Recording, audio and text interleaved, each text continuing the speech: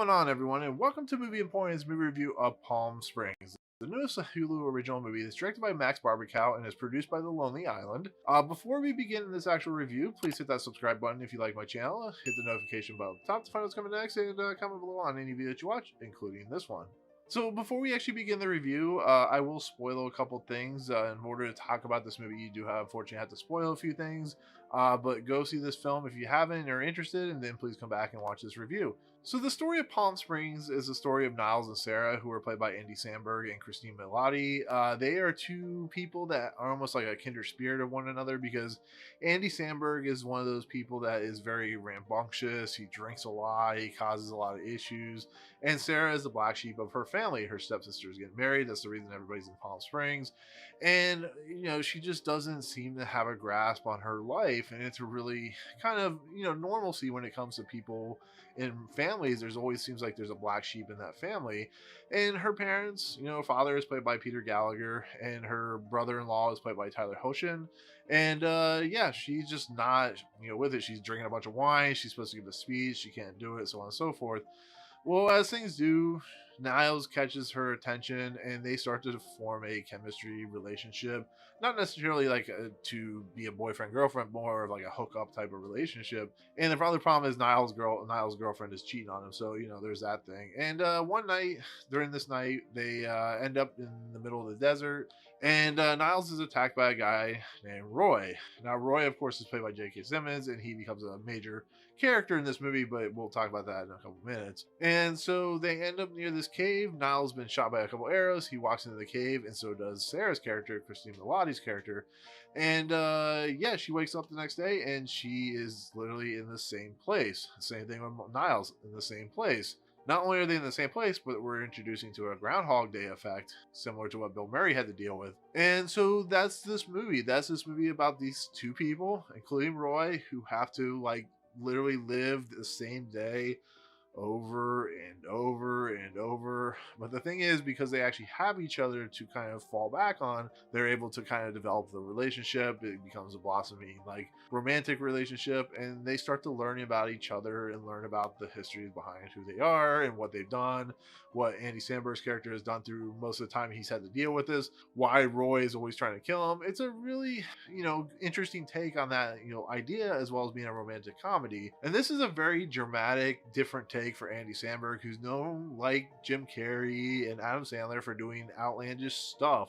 I mean, he comes from SNL, and it's just a really fascinating thing to see when he goes into dramatic territory where he's still using his humor, which is like the really outlandish, crazy stuff that he does. But there's a very human side to him. There's a very interesting side to him. He, is stuck in this loop. He doesn't care about anything. He doesn't care if he sleeps with all the women or the guys or whatever he's doing. He just wants to live life, living on the edge, sleep with a bunch of women, and it repeats itself the next day, and he moves on. And, Christine Milioti doesn't want to deal with this. Sarah doesn't want to be like that. But she starts to kind of go for it, and that's what this movie makes this movie work, because Christine Milioti and Andy Samberg work so well with the great chemistry they have off one another. Yes, there's those Groundhog Day type moments. Yes, there's things where, things happen. But when this movie gets to its eventual conclusion, you really feel like these two characters have been on a true journey together, and it makes it for a very cohesive experience. The fact that this isn't even written or directed by The Lonely Island almost makes it feel like a much more cohesive film than what they are known for doing. I mean, I love Popstar and Hot Rod, but I think this is a much more balanced film than what even Andy Samberg is known for doing. And the fact that they got J.K. Simmons back, because Andy Samberg worked with J.K. Simmons in I Love You Man, makes the movie that much better. J.K. Simmons is great in everything he's in, and this movie is no different. He is amazing as the guy who's always trying to kill Andy Samberg for some reason. You eventually find out why that is, but it's such an amazing character because he just comes out of nowhere. You don't see him coming. The times that he comes out, he's just amazing in what he does, and that's what's so great about what J.K. Simmons does in this movie. But the other characters are just kind of there to be characters. They're in the time loop. They have no idea what's going on. They're set pieces. They're dressing pieces. There's some fun moments with Peter Gallagher and Tyler Hoechlin. There's some funny moments with Niles' girlfriend and, of course, her, Sarah's sister and stuff like that. And the Palm Springs setting really makes it kind of fun and clever, and starts to make you kind of, wonder what it would be like to be stuck in a time loop. Would you do what these guys did? Would you be freaking out? Would you just be like going insane? What would you do? And just like with Bill Murray, you just kind of like start questioning the realities of if something like this would happen to you. And that's what makes this movie just work. It really does work. I think what Max Barbacow does here is fascinating and fun and energetic and entertaining.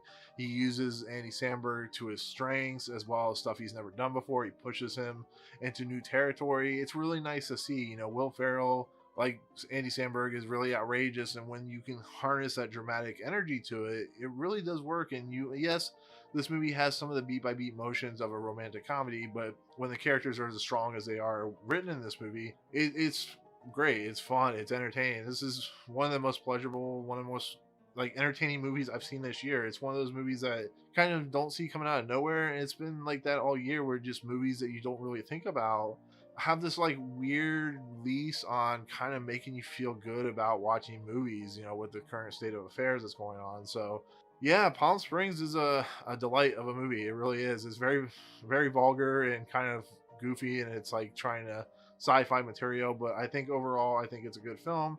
I think you'll enjoy it. I think you'll have fun with it. So that's my take on Palm Springs. What's going on, everyone, and welcome to Movie Emporium's movie review of On the Rocks, the newest film from director Sofia Coppola.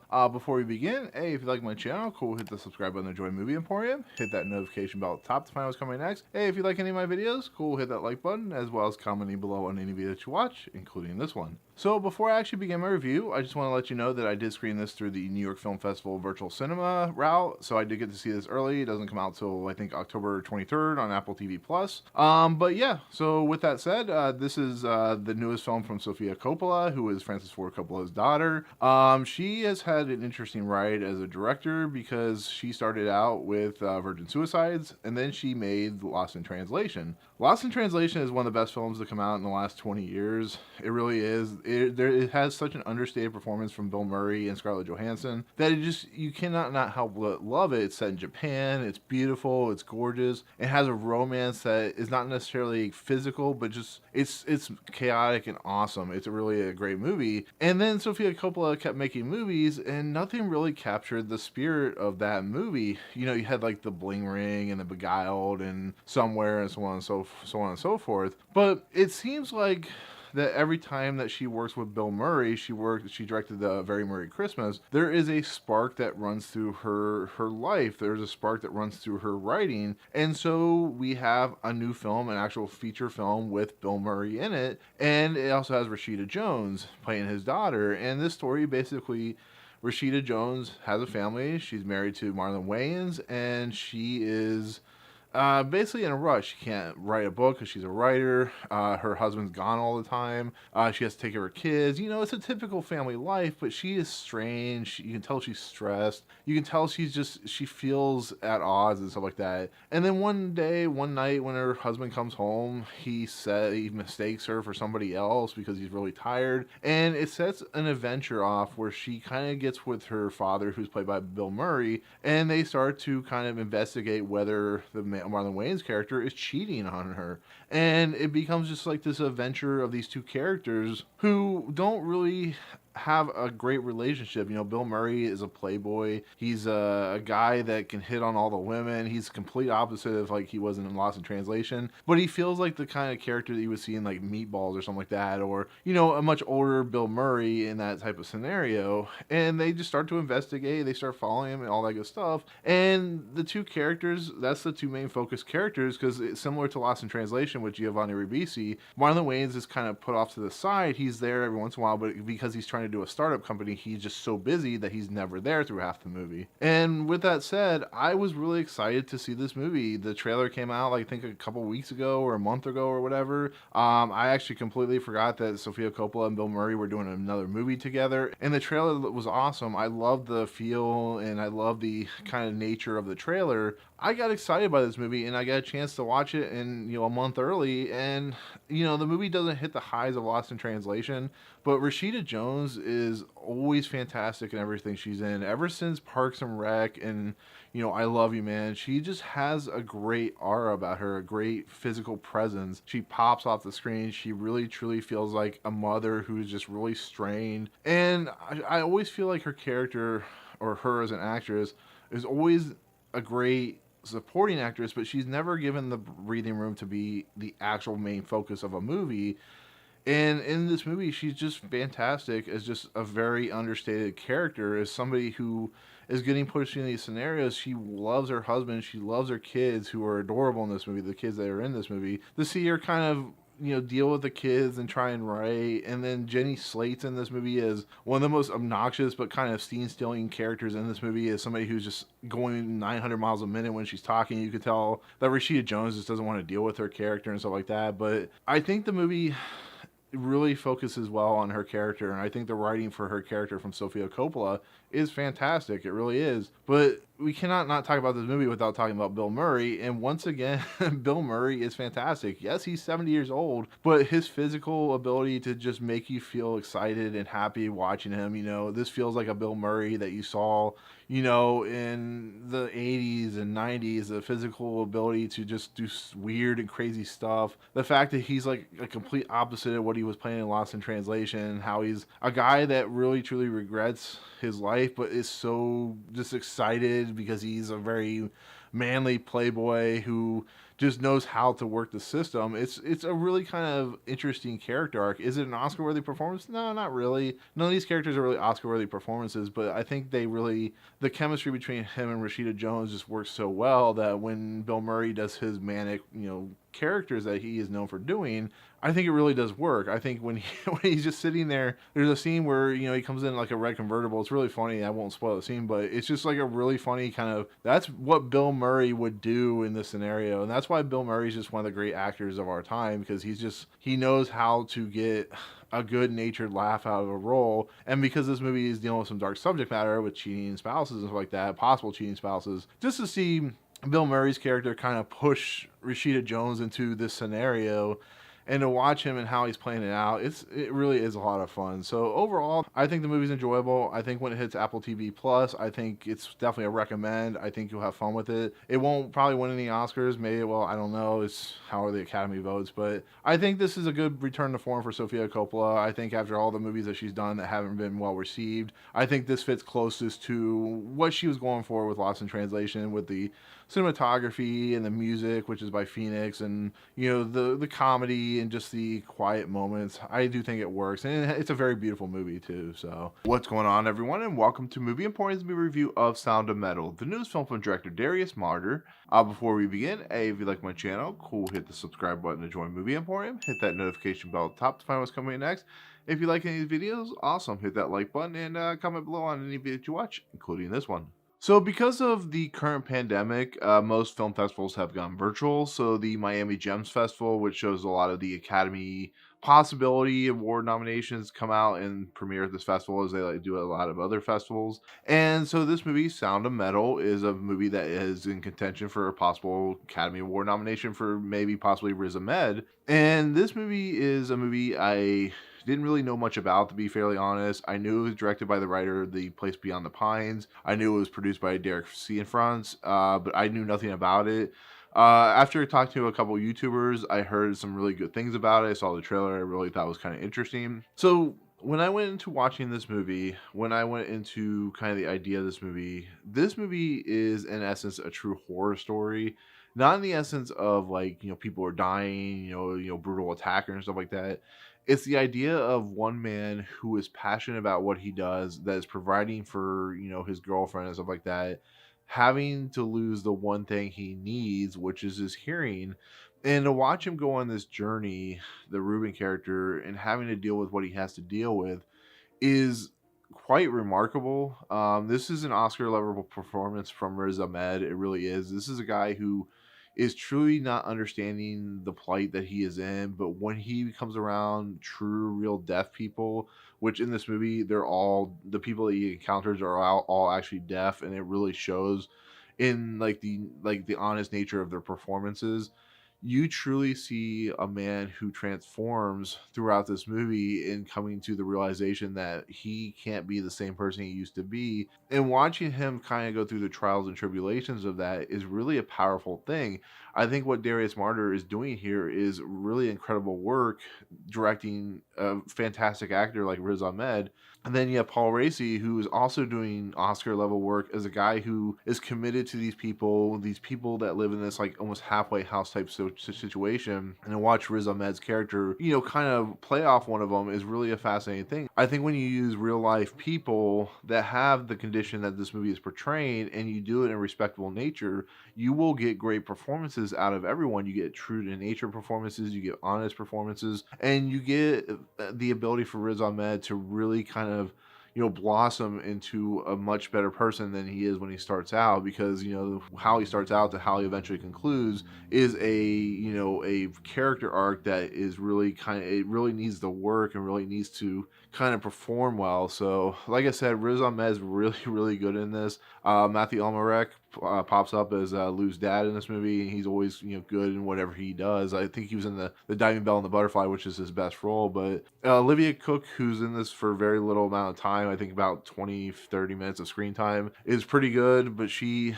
is unfortunately given not as much to do because this is Riz Ahmed's Ruben's character's movie, so you have to focus on Ruben. But you really feel that he loves her, that he wants to be there for her, that he wants to provide for her, but this stigma, this problem that he's going through is starting to really affect him, and it really affects the situation at hand. Because like I said, if you can't hear anything, even though people have learned the drum and people have learned to play instruments deaf, a guy who's been able to hear all his life and now can't hear, it makes for a really true and sad nature of a horror. It's really a horror story if you think about it. But with that said, and I'll leave it at this movie is amazing. It's incredible.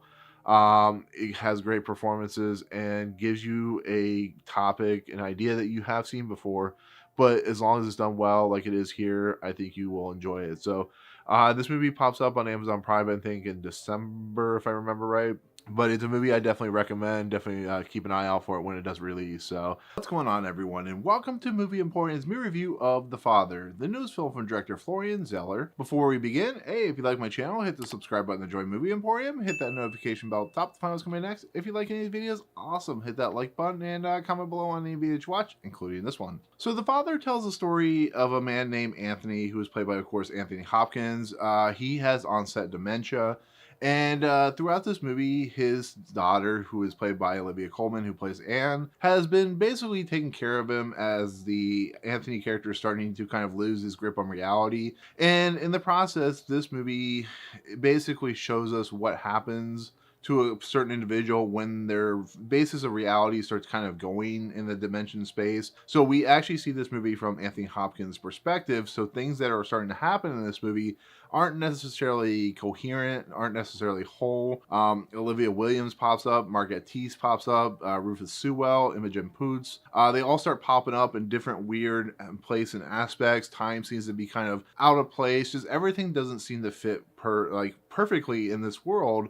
And it's because of how we're seeing this world through a certain perspective. And so as this movie moves along, things just start kind of shifting and focusing and kind of going in different directions, and in essence it makes you really confused as you're watching the movie. So with that said, we basically see this character as he progresses down that road of dementia. So with that said, this movie The Father is a movie that I was anticipating, I was really looking forward to. Once again, like most of these films in the festival circuit, I found it by word of mouth. I found it through, various YouTubers and of course Twitter followers and stuff I follow. And it seemed like a very interesting movie. The fact that it's coming from that point of perspective, that point of view, can go one of two ways. It can be really touching and kind of cathartic, or it can go down a really bad path where it can be really terrible. And with this being Florian Zeller's play that he adapted into the movie, I had a little more faith that this movie was actually going to be pretty good. And on top of that, the Oscar, stuff is coming through with Anthony Hopkins and Olivia Colman, of course. And then you have Rufus Sewell, who I really like as like a villainous character, but he's in this movie. And I really like Olivia Williams, who's in The Sixth Sense, and so on and so forth. And so with that said, as I bought my ticket to watch this movie, I put it on virtual cinema, I finished it, and I sat there for like 5 minutes. And then I wrote my tweet, and you've seen my tweet by now if you read my Twitter account. And 2020, as bad as it has been with the pandemic, has really put out some insanely fantastic films, and The Father is right up there with One Night in Miami, with The Trial of the Chicago 7, with Nomadland. This year, in 9 days, this year has been insanely incredible. This movie is one of the best of the year, one of probably my favorites in a long time. This movie is heartbreaking. This movie is emotional. This movie, the fact that it puts you in the perspective of a human being that has dementia, and it really kind of focuses on that and really kind of pushes for that and kind of goes for it, it really wins in a lot of aspects. Anthony Hopkins has always been a great actor. Ever since Silence of the Lambs, everything that, for the most part, that Anthony Hopkins does, he's had a little bit of a dry spell, has been something revolutionary, something revelatory. And this might be one of his best roles ever outside of Hannibal Lecter. His watching this character kind of go down that path, kind of go down that route, starting to lose his sanity in a lot of aspects, is scary to watch. This movie is scary. This movie is horrifying. And this movie has a little bit of a sci-fi aspect in the sense of you're never really sure what exactly is real and what is not. And to have Florian Zeller do that, have him show a character going through that and have us go through that with him and make it so compelling is so it's almost exhausting to watch, and that's not even a bad thing to say. You feel so bad for this character. I'm sure we all know people that have gone through a dementia spell who have kind of started losing their grips on reality, and to watch a character like Anne, his daughter, have to put up with this. Her boyfriend is Paul, who's a Rufus Sewell character, is so frustrated with the fact that she's not willing to just accept that there's nothing she can do for him. She has to be there for him, but there's nothing she can really do for him because she's taking care of him. To watch Anthony Hopkins, his character not really kind of get the grasp of what's going on. So when he starts talking, he repeats himself a lot, and he starts seeing different characters and different people. It's a very emotionally raw performance, and it's one of Anthony Hopkins' best performances. It's so amazing. It like blew my mind how good he was in this movie. It really is. It's just such a compelling performance, and it's just how we go with it. It's dude, I don't even know what to say. The movie's insane.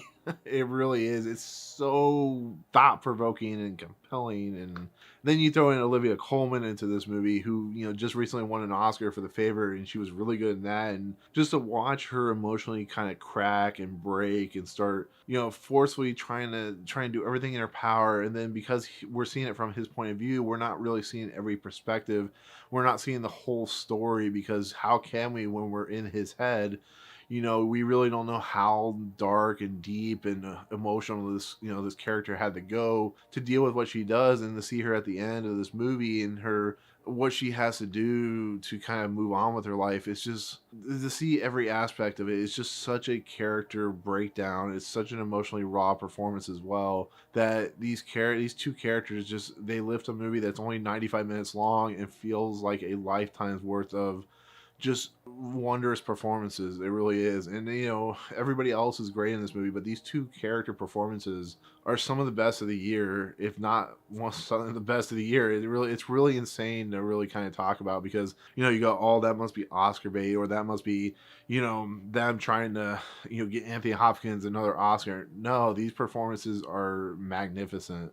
And it's so insane. Like, Florian Zeller's script, and he also has co-wrote this with Christopher Hampton, who's done like Dangerous Liaisons and Atonement. It's like a miracle of a script. It really is. It's a script that is just powerful from every turn imaginable, and just watching this movie, and it very much feels like a play. Just watching it play step by step by step, it's insane how good it really is. I'm so speechless talking about this movie, because it's just how powerful it is, how emotionally raw it is, how emotionally just engaging it is, how just insanely perfect it really is. When I get to my top 10, and I haven't even seen Mank, I haven't even seen Soul at this point. At some point I will see these two other movies, but I was just looking at my top 10, having been able to see all these movies ahead of time. And I struggle to where I'll put The Father. I'll struggle to where I'll put 9 Days. I'll struggle to where I put all these movies, because this is just an incredibly emotionally raw type of year when it comes to movie making. It really is. It beats out 2019, like, within every aspect when it comes to like real, true, heartbreaking, heart-wrenching, but powerful, movies. So This movie's incredible. It really is one of the best of the year. Definitely highly recommended. Find a way to see it, even if you have to wait for VOD. Rent it when it comes out. So it'll definitely give you the feel, give you the feels definitely. So. What's going on, everyone, and welcome to Movie Emporium's movie review of Wolfwalkers, the newest film from director Tom Moore and Ross Stewart. Before we begin, hey, if you like my channel, awesome, hit the subscribe button to join Movie Emporium. Hit that notification bell at the top to find out what's coming next. Hey, if you like any of these videos, awesome, hit the like button as well as commenting below on any video that you watch, including this one. So, Cartoon Saloon is a very well-respected studio at this point. I have unfortunately never seen The Secret of Kells or The Breadwinner, but I hear like really great things about those movies. So this movie, Wolfwalkers, which is in the festival circuit right now, it's playing pretty much everywhere, is the story of a young girl named Robin. Her and her father is actually played by Sean Bean in this movie. They end up at this kind of place to hunt wolves. They end up at this castle. The wolves are seen as a menace by this guy named Lord Protector, and they have a quest to take down and kill all these wolves. Well, this being the story that it is, there is more to these wolves than is, you know, more than meets the eye in a lot of respects. And Robin meets this character named Maybe McIntyre, who is a wolfwalker. And in this movie, wolfwalkers are human beings that control the wolf population as well as can turn into wolves themselves. It's a very mystical, magical world. And it's basically the story about this girl, Robin, basically realizing that these wolves are actually protectors. They're not actual bad people, and the Lord Protector is that evil human being like you would see in like Beauty and the Beast or something like that. And so I'm watching this movie, I pay my ticket like I usually do. I hear about this, of course, from the Twitterverse and the YouTubeverse and all that good stuff. And so with that said, watching this movie, buying my ticket for the AFI Film Festival, hearing about this through the YouTubeverse, the Twitterverse, looking at the art style, I was really intrigued to watch this movie because it looked like a very cool, very different style of art, as you can say. And this movie is absolutely gorgeous. This movie looks like a tapestry or like a book of some sort brought to life. The backgrounds and the visuals are so strikingly like awe-inspiring, because you'll see like the characters in their like, you know, normal forms and stuff like that, and then in the backgrounds it'll really feel like a tapestry, a painting, where they'll do subtle animations, but you'll see like characters kind of slowly moving and stuff like that. But it's like a really interesting, really different art style that you don't see in a lot of films, and that makes it kind of like truly unique as a film itself. And the story is really cleverly put together. You know, it's about how we, you know, use our fears, how we have, you know, certain individuals who like you know, flame those fears and whatnot, and about the nature of, you know, always look with your eyes open, always look past the realities that are set in front of you, because what you see and believe might not actually be the truth. And that's what makes the movie just so kind of unique and awe-inspiring. From what I hear, it's very similar in the essence of like The Secret of Kells and, of course, you know, The Breadwinner. It's just that it's just what Cartoon Saloon is known for doing, which is a company that runs, you know, does all this animation.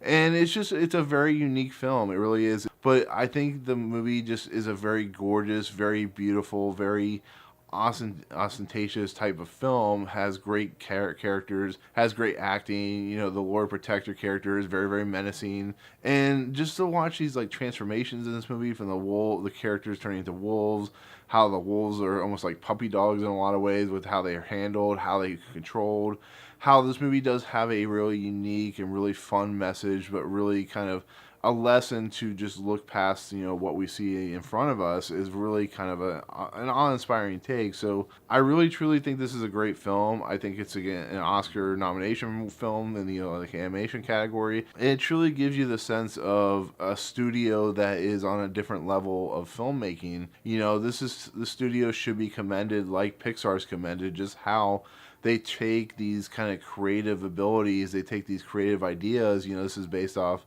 a very Irish folk tale because it's an Irish studio, and kind of use like a spindle in a lot of ways, where they just kind of slowly craft their material, craft their ideas, craft like the animation and stuff like that, and it makes it for just like kind of a truly unique experience. So, but yeah, I can definitely highly recommend this film. You know, when this comes out on Apple TV Plus in December, or overseas, I think it's going to come out on October 30th or something like that. Definitely give it a check out. You know, it's something truly different, truly inspiring. If you haven't seen The Secret of Kells or The Breadwinner, I think you will have a very unique experience like I did. So, yeah, great film, very entertaining. Hopefully gets an Oscar nomination for Animation Film of the Year. So there you go.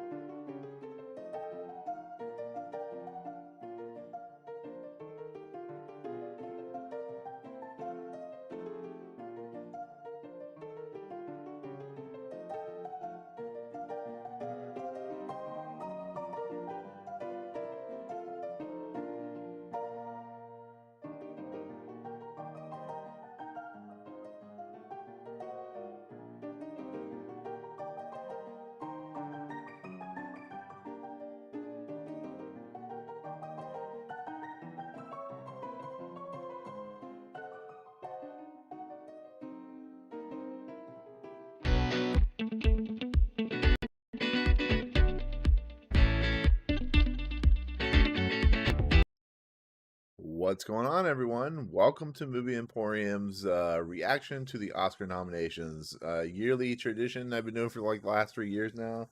I'm really excited. Like I said, the awards are the awards. They're perfunctory and stuff like that, but this is always a good time. This is always a fun time because it is the Oscars, and this is where the best of the best get nominated and win. And it's better than the Golden Globes. I'll say that much, but as we always do before we begin, if you like this channel, as always, hit the subscribe button to join Movie Emporium.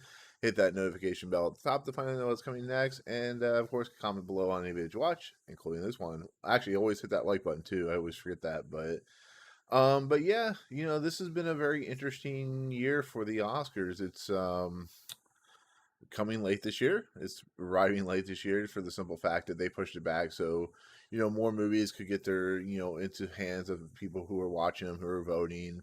The pandemic happened last year. So it seemed right to push this back just to give it a little more time.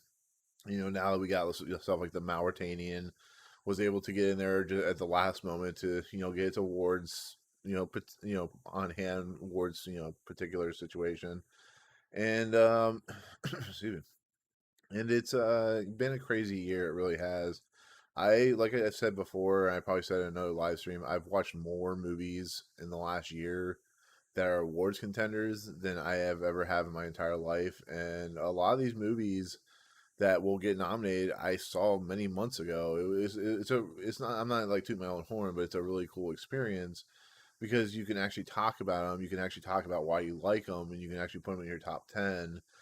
There was actually one film that I didn't put in my top 10 because it doesn't come out till this year, but that, of course, is 9 Days. And I'll keep talking about that because it's one of my favorite films of the year. I would have put that in my top 10 if it had come out this year or last year, but it would have gotten some Oscar consideration. Excuse me.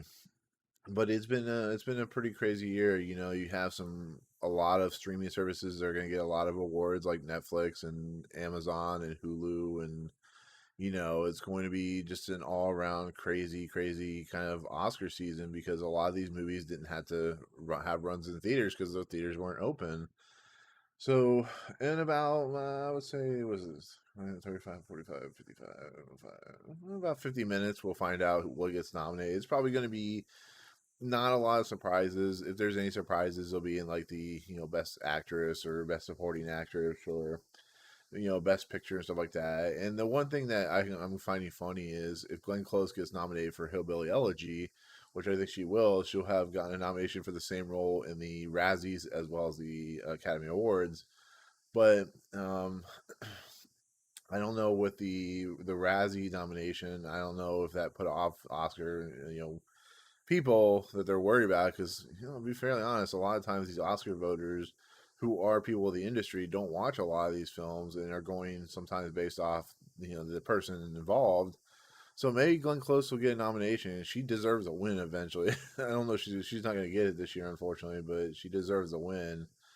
But it's going to be an interesting year. It's going to be an interesting kind of, we'll see what happens. Like I said, Netflix is going to have a lot of nominations. Amazon's going to have a lot of nominations. You'll see Warner Brothers get a couple nominations, and I think it's going to be a kind of a tide, turning of the tides, I guess you could say. It's very early for some people. It's like 4 o'clock in the morning right now, but it's 7 o'clock in the morning here. So, real quick,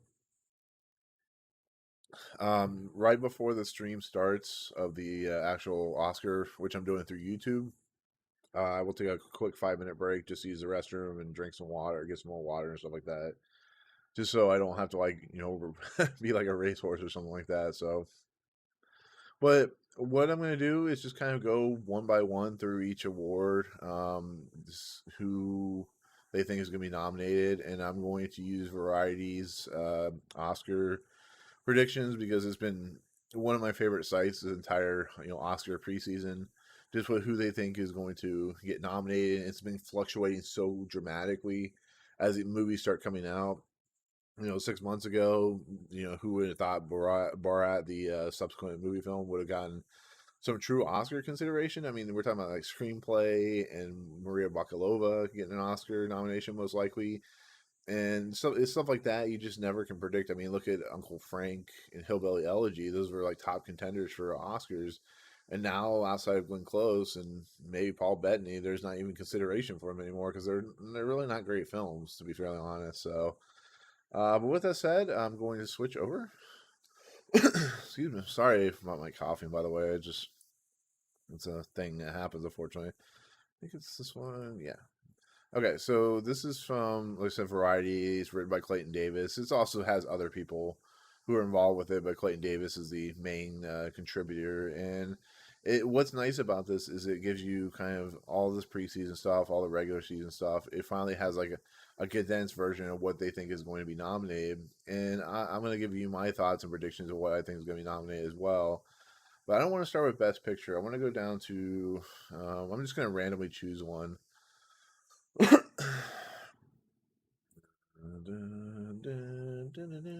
go to original screenplay. So, original screenplay, if you don't know, is a screenplay that is basically not adapted from a book or a source material. It's original material from the author or creator. So, with that said, this is who they predict will be nominated, and I kind of agree with this. Trial of Chicago 7 is the heavy front runner for, of course, the win and stuff like that, which I don't agree with. I think it's a great script. But it's more the actresses are great. But Aaron Sorkin probably going to get a nomination for Trial of Chicago 7. Emerald Fennell, I think, is actually between Emerald Fennell and Lee Isaac Chung. I think those are the ones that should win. Promising Young Woman, I think, is going to get a nomination. Minari, Lee Isaac Chung. We'll see how the Academy makes up for The Farewell this year because, like I said, that was a travesty in its own right. But, you know, these two scripts, especially Promising Young Woman, were incredible. They were fantastic. They were some of the best writing of the year. It hit you with a sledgehammer and the ending of Promising Young Woman. And same thing with Minari. I thought it was a great script, but of course, Sound of Metal, which is Abraham Martyr, Darius Martyr, Derek C. and Friends. Another great script, but mostly it's based off Riz Ahmed's like amazing performance. And they have Judas and the Black Messiah, which was a great movie. I loved it. Great script as well. Now, with that said, I think Mank is going to get in there for Jack Fincher. It's like the next one up, but I believe that could replace Sound of Metal, to be fairly honest, or Minari, because Jack Fincher wrote it like way before his death, and he's been dead for like 10 years or so. And it is a well done script. I mean, they have like Palm Springs. I think that could be nominated as well. I mean, that's such a great script as well. But I don't see anything changing outside of these top seven contenders because I mean, you can go down here to Soul. I wasn't a big fan of Soul, to be fairly honest. Never really, sometimes always is I heard is a really good script. I haven't seen the movie before. I can see Defy Bloods. Another round. I can see this is a really hard hitting category just for the simple fact of how many movies are really good in the last year. But this is where we're getting down to like the dregs right here. It ends with another round. Here's what I'm going to say. You're gonna see Trial of Chicago 7. You're gonna see Promising Young Woman. You're gonna see Mank, Minari, and Judas and the Black Messiah get nominated. So that's what my stance is on that. Like I said, Sound of Metal is really good, but I think it's more in the league of Riz Ahmed's performance than anything, and Paul Raci's performance, which I hope gets nominated. But yeah, I'll go with that. I'll go with Trial of Chicago 7, Promising Young Woman, Minari, Mank, and Judas and the Black Messiah. Or I mean, you could say you could throw Palm Springs into any of those ones, and that'd be perfectly all right with that. So. But yeah, that's my take on the original script. Like I said, original scripts are harder than actually. You know what? Adapted scripts are a little harder than the original. Because originally, at least you can do your own thing without getting completely screwed over in the long run. So, but with that, that is my take on original screenplays. Let's go cinematography. I'm just doing this completely random. So, this one is going to be obviously Eric Messerschmidt. I think should get the win. I mean, like I said, Nomadland. They have Nomadland, Mank, News of the World, Trial of Chicago 7, Judas and Black Messiah. Eric Messerschmitt's cinematography in Mank is it's second to none. It's so good. If it doesn't get the win, I'll be completely surprised. The only thing that could take over is Nomadland, which was an amazing, awesome looking film. It's pretty sad what happened to. I think it was like one of their sound designers or something like that was passed away, died of some really sad causes, and um, like I said, you have Darius Wolski, I never pronounced that name properly, who did a really nice job in News of the World. But News of the World, to me personally, this is just my honest opinion. It's very Oscar baity. It's a great movie, but it's very Oscar baity. And like I said, you'll see Nomadland, Mank, News of the World, Trial of Chicago. I don't know about that. Judas and Black Messiah is a really good. I thought The Five Bloods had a really good cinematography, really good photography or whatever you want to call it, with Newton Thomas Siegel, stuff like that. I'm thinking of any things I could see that getting a nomination. Tenet, that's more of on a visual level than anything. Promising Young Woman. This is a really interesting year. In cinematography, if I were to guess what I think would get nominated, I would think One Night in Miami, First Cow. I haven't seen First Cow, to be fairly honest. It's one of those things where I wish I had seen that movie, but I think it's gonna be One Night in Miami. I think it's gonna be I'm Thinking of Ending Things, The Five Bloods, News of the World, Mank. Let's go Nomadland, Mank, News of the World, The Five Bloods. I'm Thinking of Ending Things. Okay, so here's what I think it's gonna be. I think it's gonna be Tenet, The Five Bloods, Trial of Chicago 7, or no, News of the World, Mank, and Nomadland. So those five I think are going to get nominated. I'm going to be completely wrong on that, I'm sure. But of all the things I've seen this year, those are the ones that hit me the most, I guess you could say, in the essence of how good they looked, how good they were shot. But at this point, this is Eric Messerschmitt's nominate an award to lose. I think he's going to win. I think he's going to get all the awards.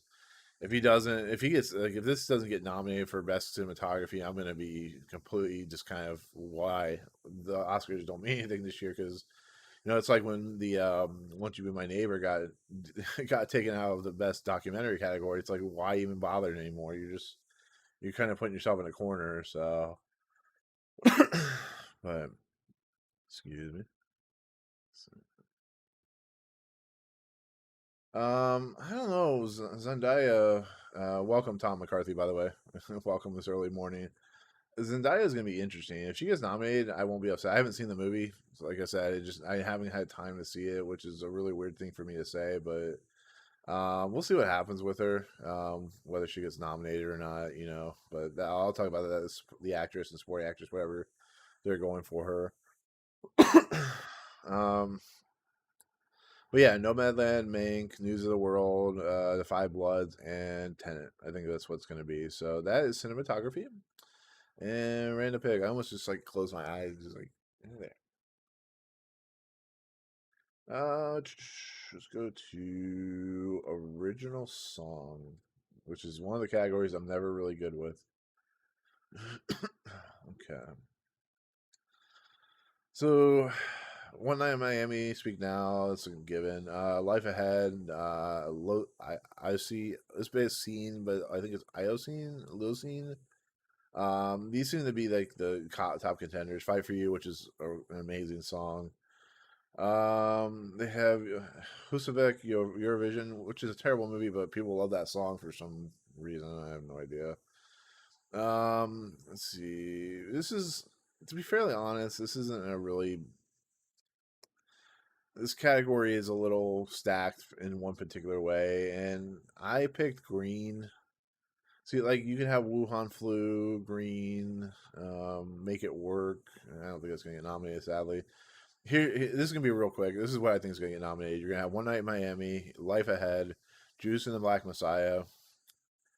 You're either gonna have Trial of Chicago 7 or Sound of Metal. One of those two is gonna get nominated, and I think Borat's subsequent movie film for best song, because Wuhan Flu is an amazing song. To be fairly honest, I love it. I think it's funny. I think it's entertaining. it really he was willing to go there. Sacha Baron Cohen's a genius sometimes, but yeah, this is of the films I think is going to get nominated. These three films right here, you know, the main films: One Night in Miami, Life Ahead, Judas and Black Messiah, and you're going to see Sound of Metal and more subsequent movie films. So those are the five titles I think are getting nominated. Like I said, they could throw a curveball and throw Husavik in there, which I think they will, but that's probably what I would pick. So that's what I would do. So, but that's best original song. I don't know what else is. Me personally, the Jingle Jangle had such great music. I would have put that in there, but that's just not that year for it. um, Mulan. We could put that in there probably. There's not really many songs that contend this year. It's kind of crazy. There's usually like a whole crap load of songs, but the Academy is really weird about their songs and scores. So, best original score I think is the weakest of the year because there's not a lot in line for nominations. But um, News of the World, Soul. Never heard of Blizzard of Souls. I might have to give that a listen to. Sometimes like I see these scores, I'm like, where did these scores come from? Let's see. So yeah, James Newton Howard is going to get nominations. John Batiste, Trent Reznor, Atticus Ross are going to get nominations. And Alexander Desplat is going to get a nomination. I don't know about these other two that they're predicting to get nominations. It's going to be interesting. I think it's going to go. I think Atticus Ross and Trent Reznor are going to go for the double swing this year. Tenet has a possibility. Okay, so this is what I think is going to get nominated. I think News of the World, Soul, Midnight Sky, Mank, and Tenet are going to be the nominations for this year because that Tenet score is incredible. That's probably one of the best things about Tenet, to be fairly honest. So yeah, Tenet, Mank, Soul, Midnight Sky, and News of the World. Like I said, easy peasy. Been pretty much the front runner since the beginning. I have said this from the beginning. I love what Trent Reznor and Atticus Ross are doing in the movie space. It's been incredible. They've gone through like great score to great score to great score. And, you know, I thought Mank was an incredible score. I think Soul, with the help of John Batiste, is incredible. I think it's fantastic. I think it's one of the best scores of the year. News of the World is a very predictable score. It's good, but it is a very predictable score for a movie. It's very traditional, very, you know, very typical. And Midnight Sky had a great score, terrible movie, but great score. So, but yeah, News of the World, Soul, Midnight Sky, Tenet, and Mank. Those are ones I think. I can't believe Little Things was even getting considered. It's so weird to me.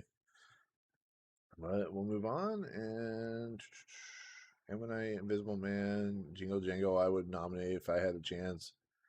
Life Ahead. Life Ahead's getting some really interesting considerations. So, let's go to best animated short. I'm gonna go into some categories I don't know much about.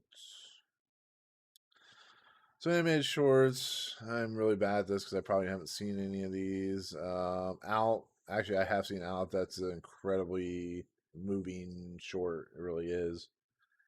It's gonna be quick because I don't know any of these. I shouldn't have even done this one.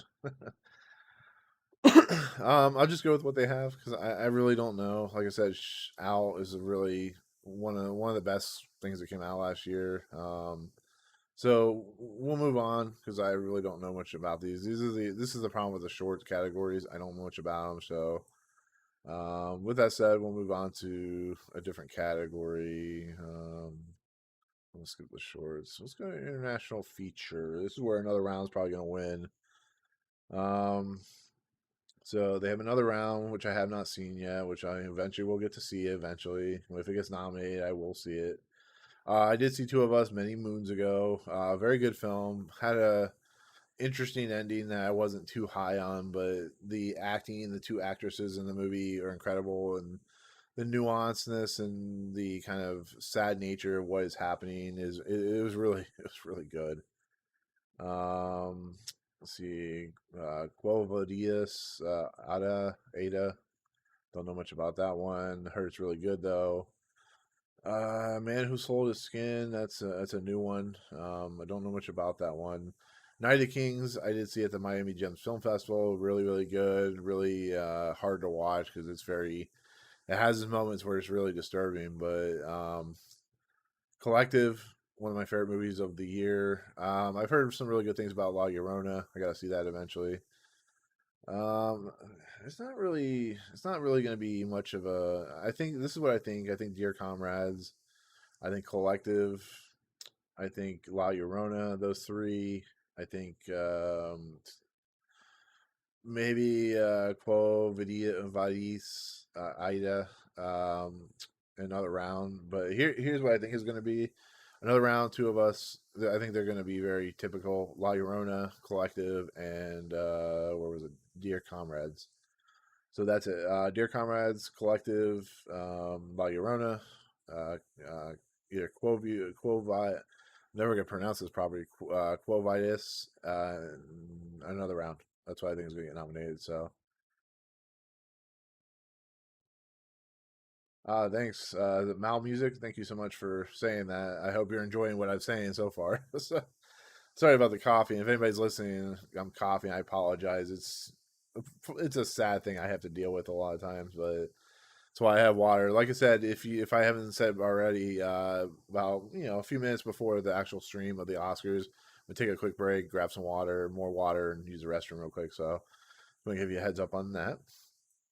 Okay, so that is the international feat. If you have not seen Collective, I have. This is one of my favorite movies of last year.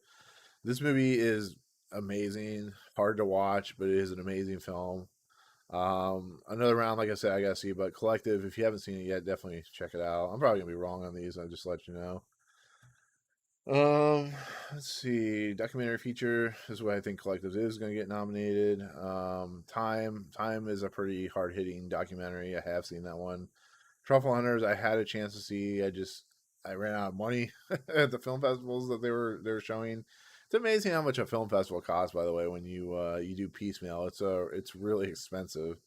But one of the films I missed out on was Truffle Hunters, but I heard it's really good. But Time Collective, like I already said, I heard Welcome to Chechnya is really good. Don't know much about the Mole Agent, but I heard that's pretty good. Um, this is a really stacked year, to be fairly honest. There's so many good. Noturno, I have seen that. That's really good. Here's what I think is going to be nominated. These two films, Boy State and All in the Fight for Democracy, are going to be two of the nominations. I think All in the Fight for Democracy is going to be nominated. My octopus teacher is really good. Oh my god, this is the painter and the thief. Oh my god, Gunda, Crip Camp, Dirk Johnson. Okay, this is really difficult. This is a lot more difficult than I thought it was going to be. Okay, so this is what I think is going to be nominated: Time, Collective, Welcome to Chechnya. Dick Johnson is dead, and I'm gonna say Boy State. That's like if they had a category for like 10 films, I would put all these films in there, but yeah, so Boy State, let's say Boy State, Dick Johnson is dead. So those two films, Welcome to Chechnya, Collective, and Time. I think those are the 5 nominations. Like I said, that's just my prediction. I could be wrong on this, so we'll see what happens. So yeah, Time, Collective, Welcome to Chechnya, and Dick Johnson is dead, and Boy State. So there you go. Like I said, it was a really good year for documentaries. It's always a good year for documentaries, but for me, to be able to know how 90% of these films are, which I never do, is a pretty good task. And a lot of these films won't get nominated. I have seen like Naterno, is a really good look into a war torn country, and it's fantastic and it has no actual interviews and stuff like that. It's just straight documentary style, and I really enjoyed that. So, but um, let's go into visual effects. I'm trying to leave the big ones for last because they'll probably take a while. Um, is Make really a visual effects movie? I don't know. Like a Midnight Sky, this is a very small category this year, just because a lot of the visual effects movies were not nominated this year, unfortunately, or weren't playing this year. It's just the unfortunate nature of the pandemic. So it's a really small category this year, which is never usually a thing. But Midnight Sky, Tenet, um, Welcome to Chechnya. I have to look into that. I gotta watch that. I'm gonna watch that eventually here soon. But Soul, why is Soul even considered? Like I said, they only have 10 films that even to be considered. So it really is. It really says itself. Like Tenet, My Midnight Sky, Mank, Mulan, Welcome to Chechnya. Uh, yeah, I mean, Birds of Prey could get a nomination. I mean, but yeah, we'll just stick with these five ones. Is there stuff that's gonna be surprising with this category? No, not at all. It's kind of a, but I don't know if it was a really bad year for horror films. Maybe for Oscar consideration, but I think the horror genre was actually pretty decent. Like Frank and Zed, I'll give him a big shout out. Hasn't come out yet, and hasn't come out as a way to purchase it. But Frank and Zed was an amazing horror film. It's one of my favorite horror films of the last 20 years. Um, Come True just came out, which was a pretty good horror film. There was some good horror films. If you're talking about this year, I haven't seen many horror films, but it didn't start out well with horror films in 2020. With the Grudge and the Turning were terrible, but I think as the year moved along, it had some pretty decent horror films like Save Yourself and what was it, the Little Monsters? I think it was with Lupita Nyong'o. So that's just my opinion. So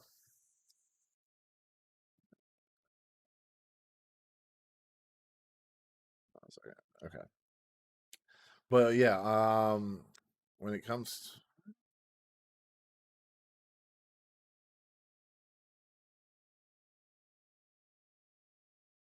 yeah, no, I mean, I get what you're saying. It's still considered a horror a horror film. I understand the creepiness. I get what you're saying though. That makes a lot of sense. But I personally enjoyed it. The ending sucks, but that's just me. So, anyways, back to the Oscar predictions. We have Mank, which I still don't understand why that's a.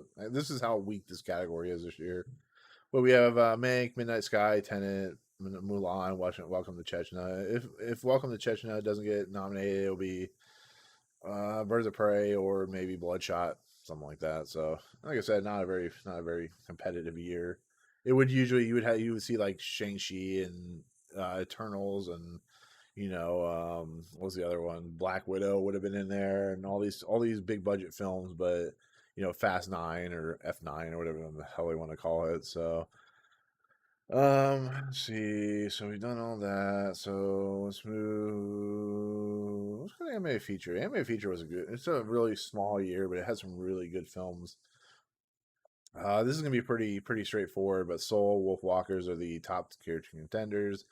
Onward, if it were a different year, I wouldn't want Onward in that category because it was just an awful movie to me personally, and one of the worst Pixar movies I've ever seen.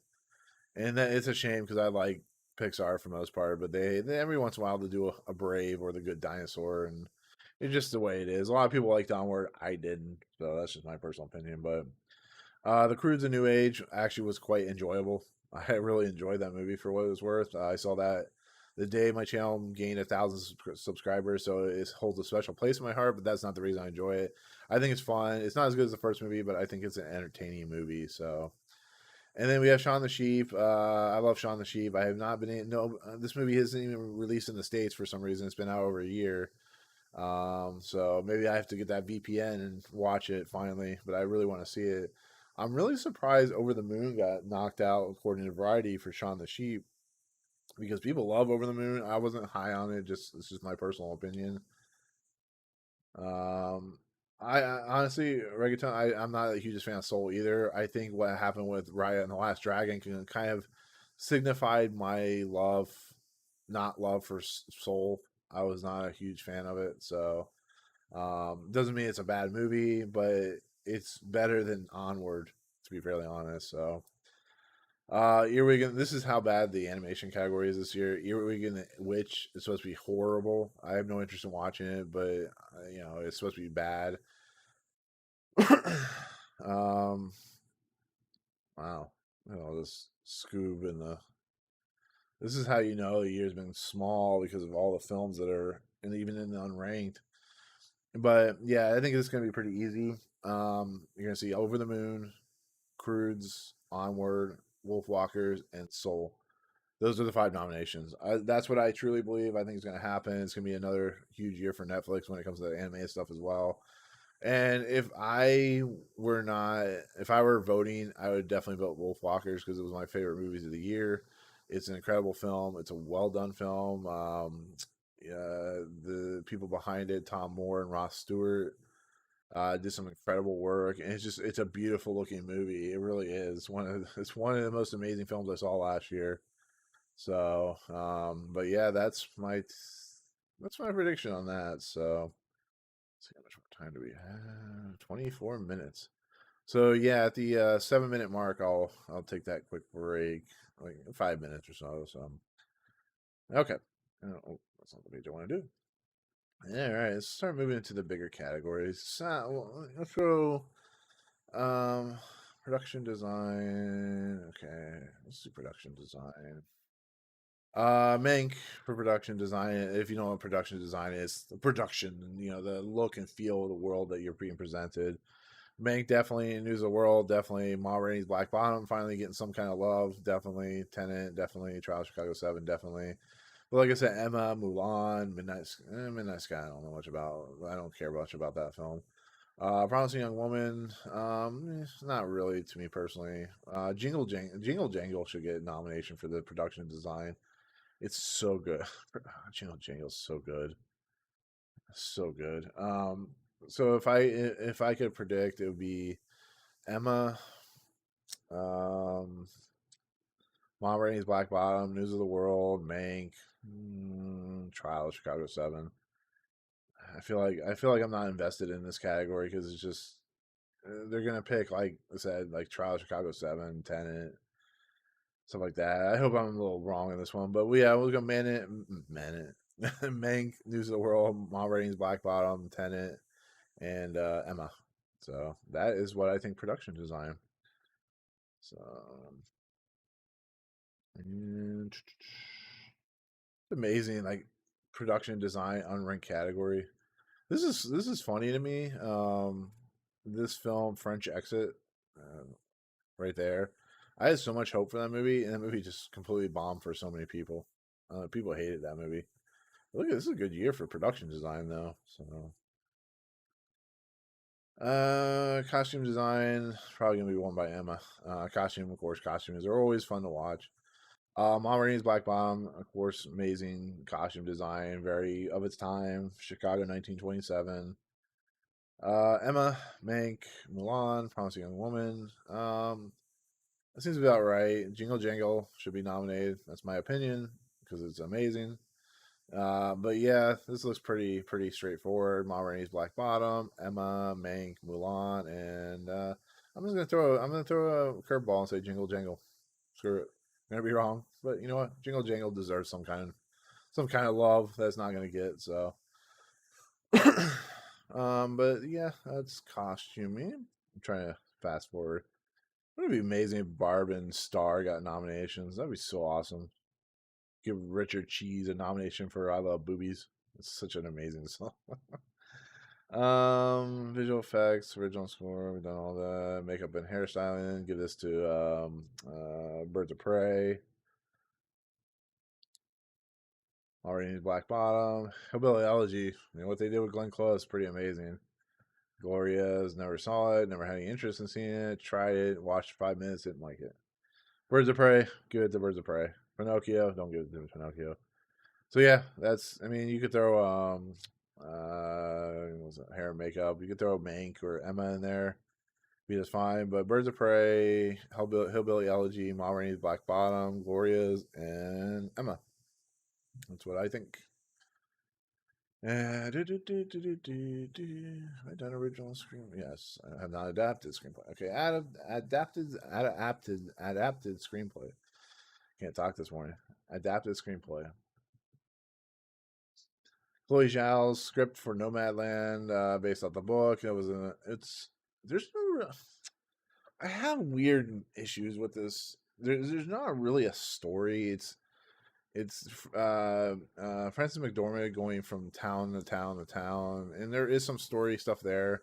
But I think the look and feel is more important than what is actually happening. The fact that how Frances McDormand's like how she is in this world is kind of a crazy thing to me. But it's gonna get nominated for what it is. I would love for One Night Miami to get nominated. It should. It's an amazing play from Kent Powers, and it's one of the most riveting movies of the year. So that's my personal opinion on that one. Father, my favorite film of last year. Such an incredible film.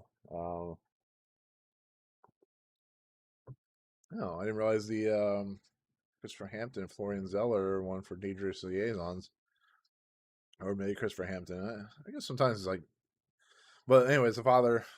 I think it's more of a powerhouse performance, but than a script performance. But still my favorite film of last year. So I'm surprised. I like Nomadland. I liked it a lot actually. One of my favorite movies of last year. White Tiger, I heard is really really good.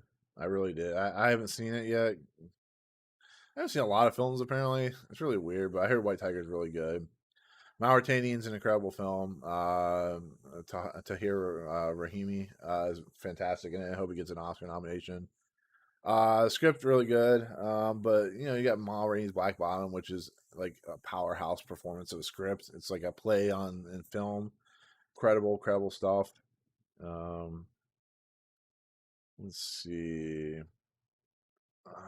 Borat's. I think Borat could get a nomination just for the simple fact that, yeah, I don't know. It's more of like just we're gonna do sketches and stuff like that and see how it works out. Here's what I think is gonna happen. I think it's gonna be. I'm thinking of ending things because Charlie Kaufman is loved by the Oscar nomination people. I think First Cow is going to get nominated. It's my personal opinion.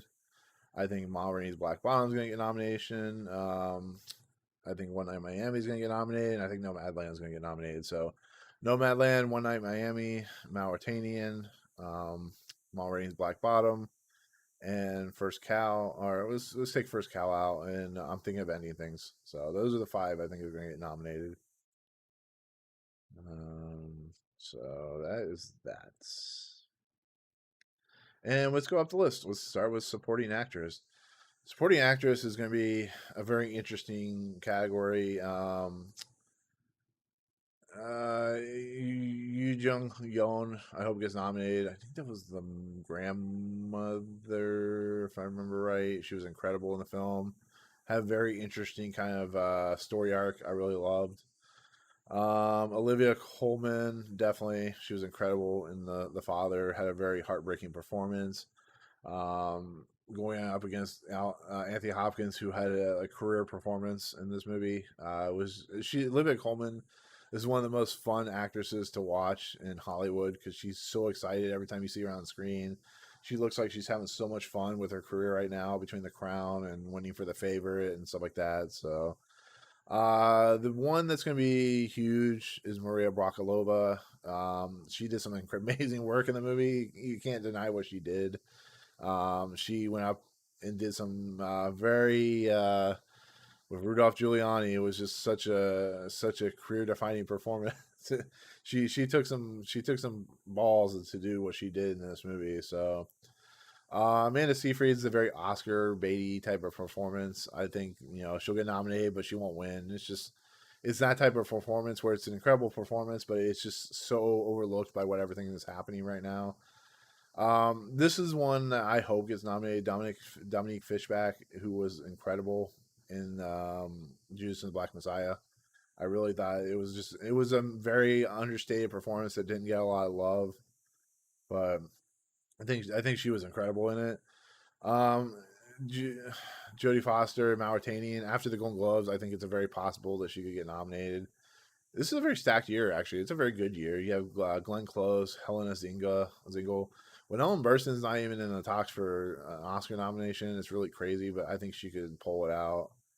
A lot of these are unfortunately not going to get nominated. But what I personally think, I think it's going to be Ellen Burstyn. I think it's going to be Glenn Close, Jodie Foster. Ah, shoot. Okay, so all right, I think it's gonna be Olivia Colman, Maria Bakalova, Amanda Seyfried.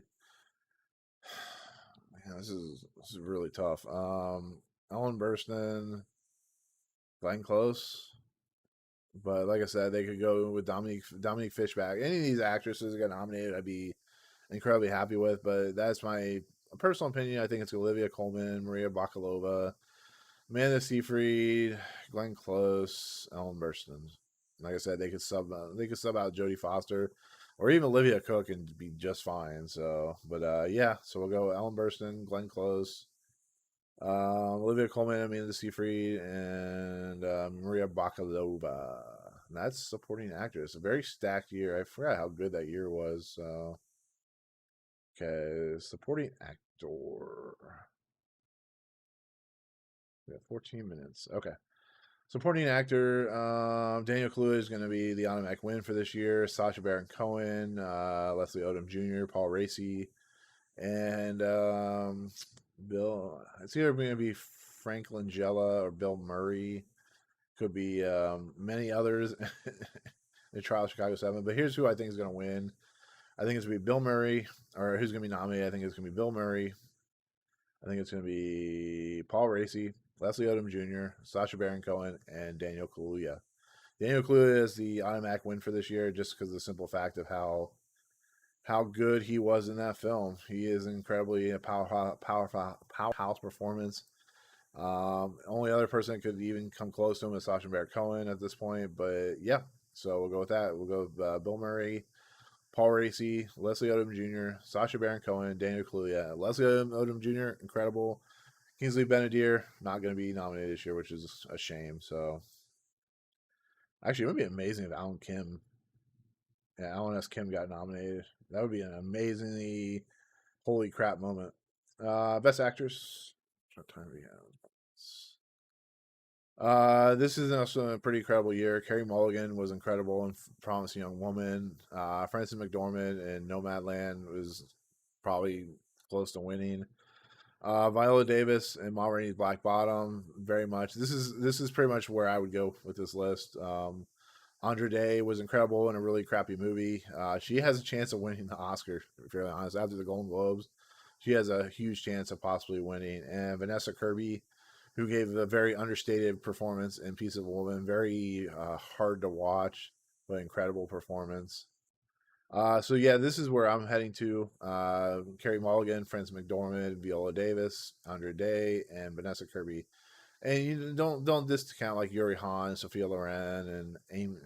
Actually, the rest of these don't. Zendaya, as you were talking about, Tom. This I don't think it's her year, but it could be. So,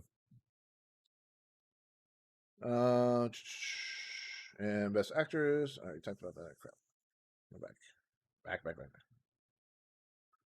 All right, best actor. This is Chadwick Boseman's year, even though I want to give it to Anthony Hopkins. Chadwick Boseman is the automatic win for this year. Going to be nominated, not even in contest. He's going to win the Oscar because he gives one of the best stated performances of his career and a very sad end to his career. But at least he's going to get some love. So definitely worth it. Definitely honored. Definitely would give it to him. Even though I want Anthony Hopkins to win because his performance is a career-defining performance.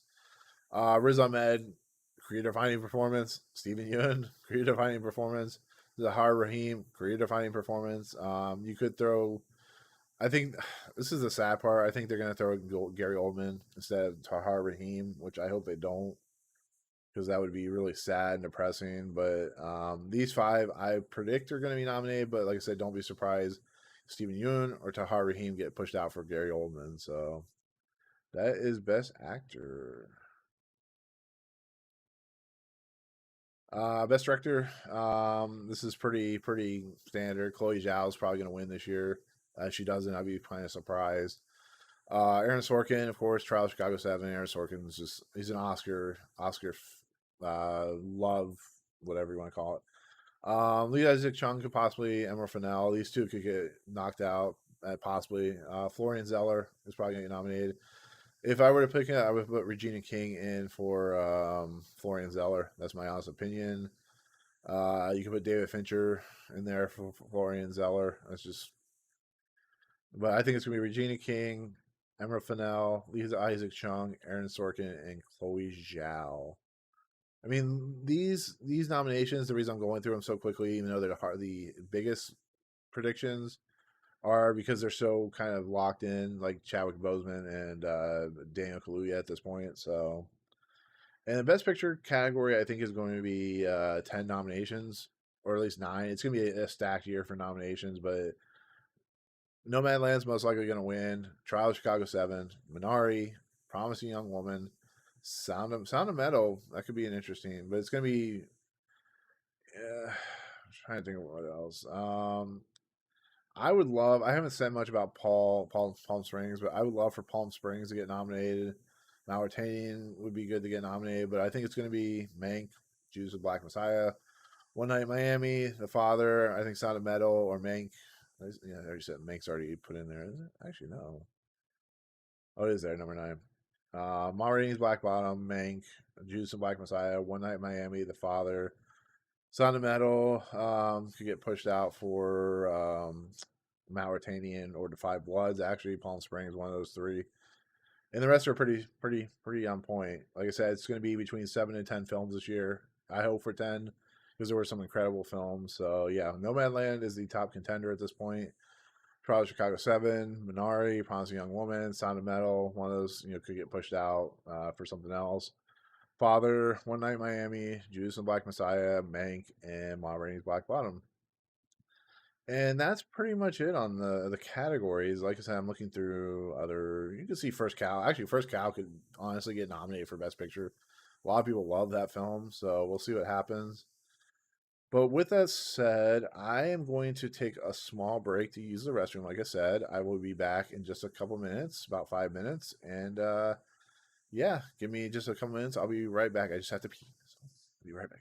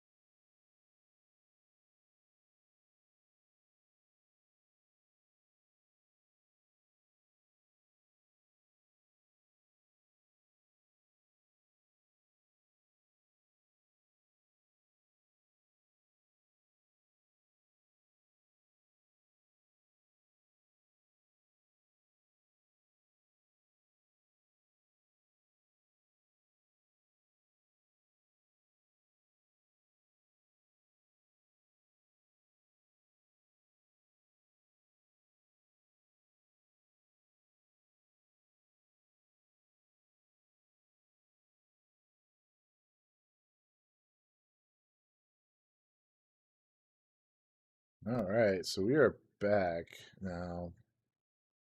Hopefully, this works properly. Now I have my headphones on, so it's a little more muffled, and I'm excited. Like I said, though, I didn't mean to run through the last few so quickly.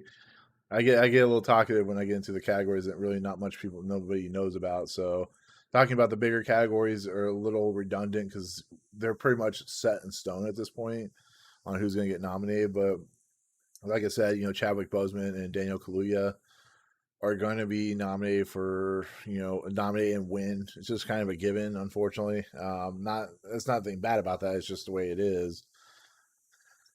So, let's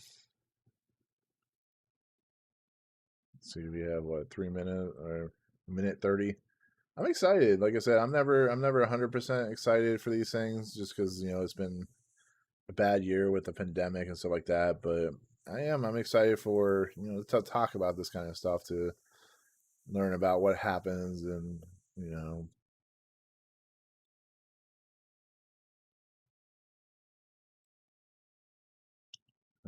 anyone who's watching, thank you so much for watching. I appreciate it.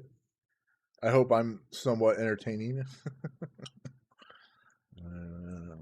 56 seconds. Anybody have any predictions that they want to win that probably won't win? Like, I want Frank and Zed to win, but I know it's not going to win. So,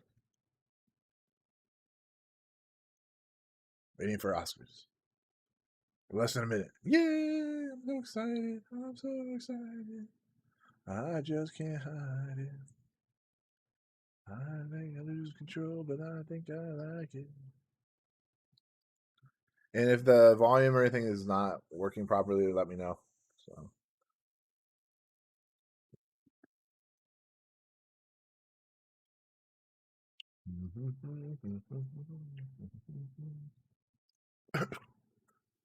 Imagine being up at 5 o'clock in the morning to see if you got nominated for an Oscar. How exciting and tiring that can be.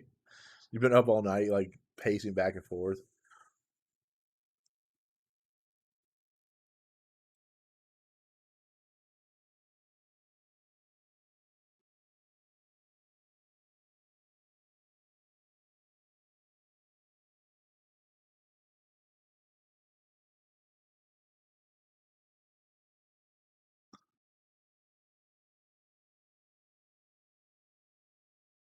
Another round.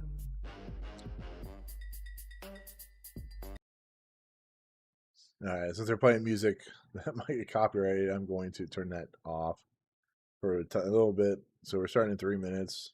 Um, Let me go back and just take a look at the list real quick. Go back here. I will go back to it in just a minute if anybody's freaking out. But yeah, the best picture, like I said, I went through it a little quickly. I mean, you have Soul, you have Borat. Borat would be an interesting nomination pick, I'll be fairly honest. But you have Mauritanian, which, like I said, Jodie Foster and Tahir Rahim were more. Tahar Rahim, sorry. Um, Palm Springs would be incredible. That would be a huge win for Hulu and Adam Sandberg and stuff like that. Like I said, a lot of these films they aren't that really worth talking about because most of them, like On the Rocks, a lot of people hated. First Cow would be a pretty big win for A24. The Five Bloods would be a pretty big win for Netflix if they got nominated. Soul would be a win for Pixar and stuff like that. So we'll see what happens there. It's oops, lost. Um, can you imagine like Invisible Man got nominated for Best Picture? That'd be awesome. That'd be so awesome, so crazy. But you look at like Best Actor, like I said, Chadwick Boseman's going to win this Oscar. It's not even a contest. It's just give him the Oscar. He deserves it. He's been the top tier contender since the movie came out, and even before that. And his year, he's pretty much in the same boat as Heath Ledger at this point. So, but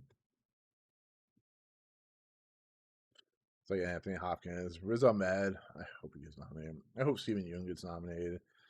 It'd be pretty cool if Mads Mikkelsen got nominated. That dude's done so much for everybody's career, for his career, ever since we first saw him in like Casino Royale and the stuff he's been in beforehand. So, but I'll go back here.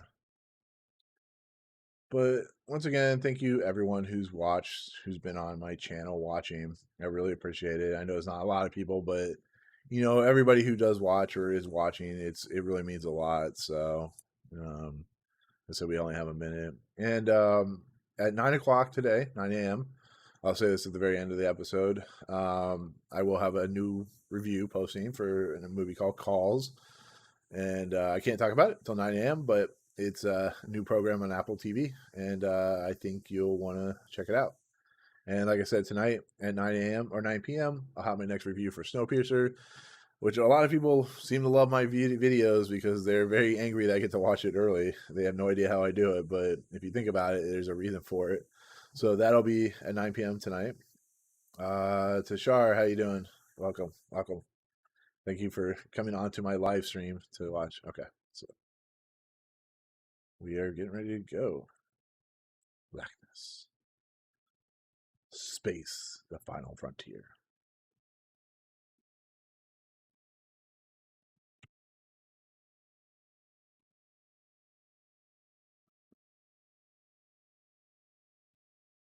You know, they could have like opening stuff.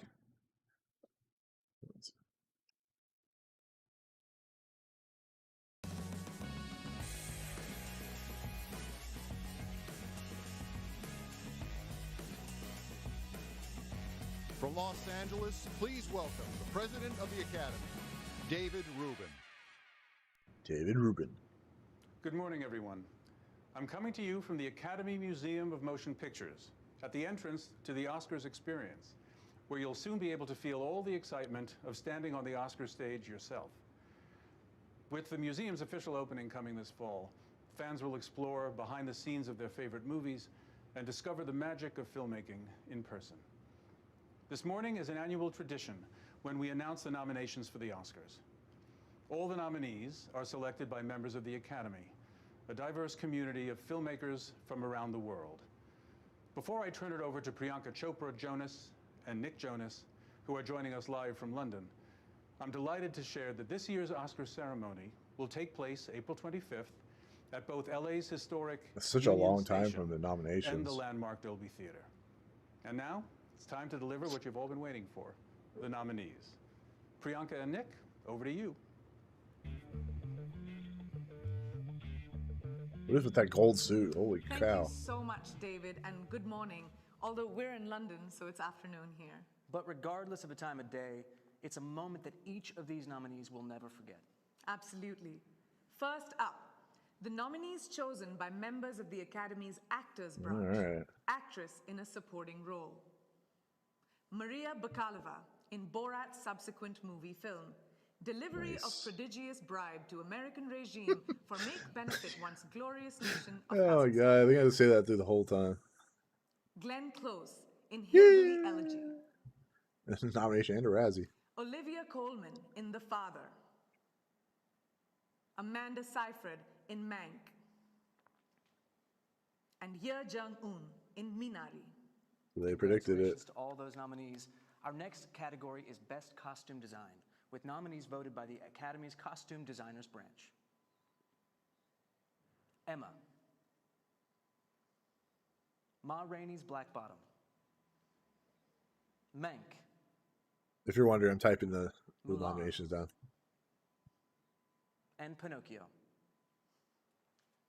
And now here are the nominees for Best Original Score, voted by the Academy's Music Branch.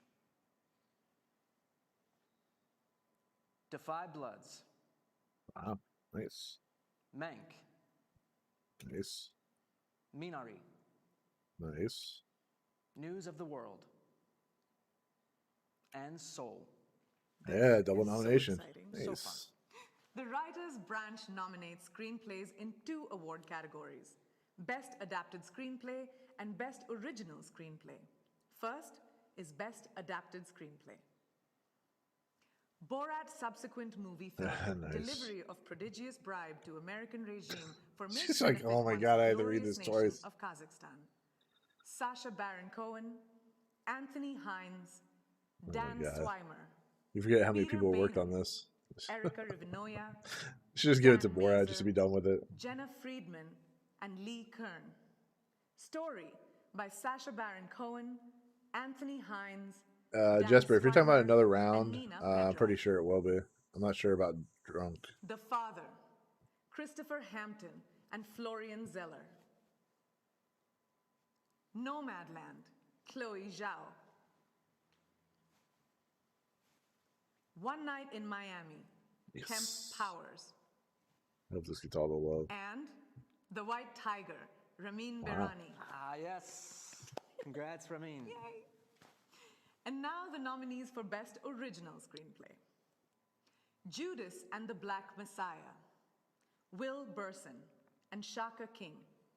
Story by Will Burson, Shaka King, Kenny Lucas, and Keith Lucas. Minari, Lee Isaac Chung. Promising Young Woman, Emerald Fennell. Sound of Metal, Nice. Darius Marder and Abraham Marder. Story by Darius Marder and Derek Cianfrance. And The Trial of the Chicago Seven, Aaron Sorkin. Aaron Sorkin, is he a newbie? Yeah, we've never Must be heard new, of him. yeah. Well, since you did 2 in a row, I think I'm going to announce 2 short film categories, both overseen by the Short Films and Feature Animation branch. For Best Animated Short Film, here are the nominees. Burrow. Genius Loci. If Anything Happens, I Love You. Opera. And Yes People. I don't know. Ow. It's For kind of Best crazy. Live Action Short Film, the nominees are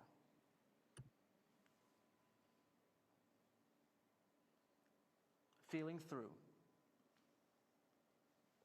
The Letter Room, The Present,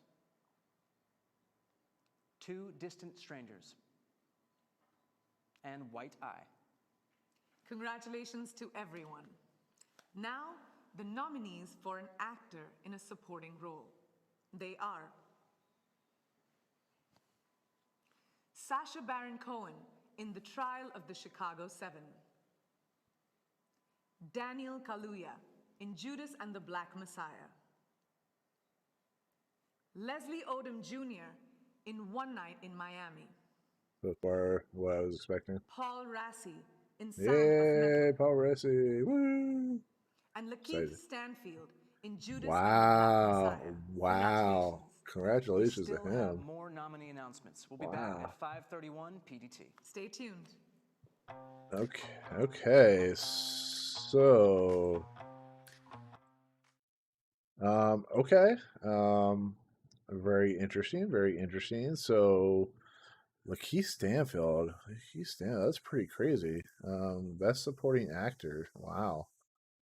And who they have picked? Okay, so Daniel Kaluuya, Sacha Baron Cohen, Leslie Odom Jr., Paul Raci. I had, was it Chadwick Bill Murray? But man, they went all the way down. They went to Lakeith Stanfield, who's not even in the consideration. Wow. Like he's good, but like there's so many better actors that could have taken that position. Chadwick Boseman could have gotten nomination. David Strathairn. Thank God they knew Jared Leto, Bill Murray, Frank Langella. Lakeith Stanfield. That is crazy.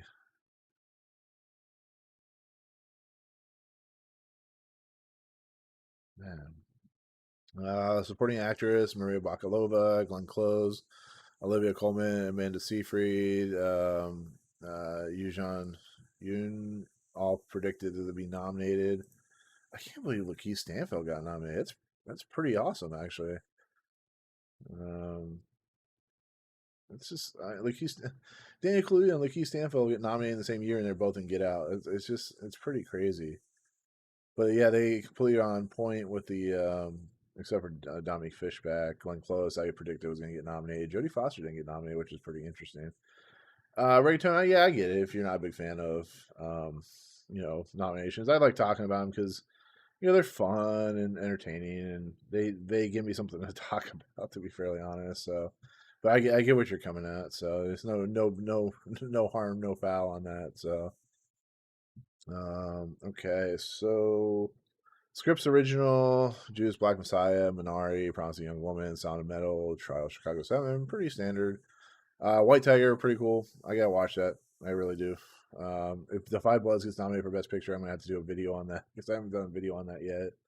But adapted: Borat, The Father, No Man Land, One Night in Miami. Yeah, pretty normal.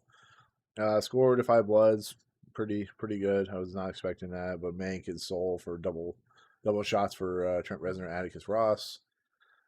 Short and live action. I apologize. I can't really, like I said, the only one I saw was Out, and that didn't get nominated. So that's a shame, but it is what it is. So yeah, whatever. But yeah, man, Lakeith Stanfield, that's crazy. Like I said, he's good in it, but for best supporting actor, I mean, they could have gone with so many other people. And it's awesome that he got nominated. Now he's just now he's been an actor that's kind of come into his own. But like I said, you could have Bill Murray, Frank Langella. Why don't you put Honest Kim, Bo Burnham? I mean, they're really trying not to Oscar go white this year, I guess. So I don't know. Yeah, but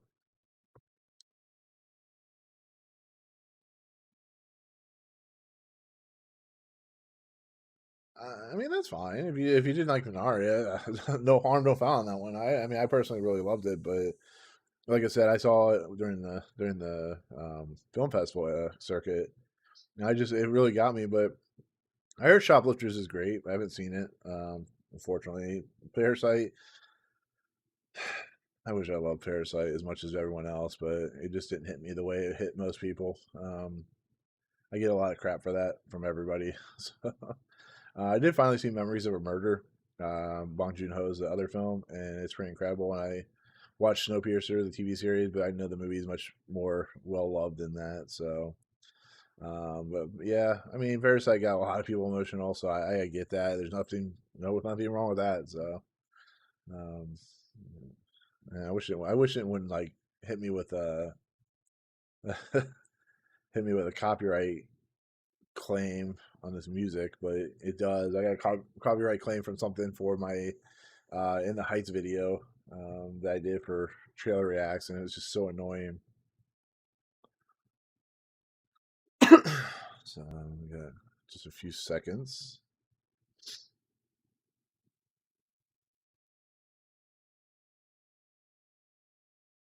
All right, we're back.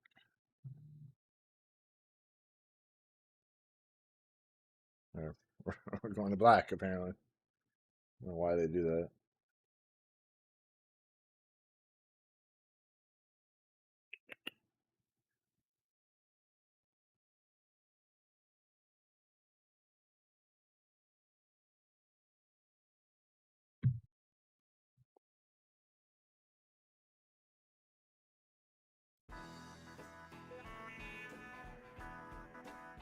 Welcome back.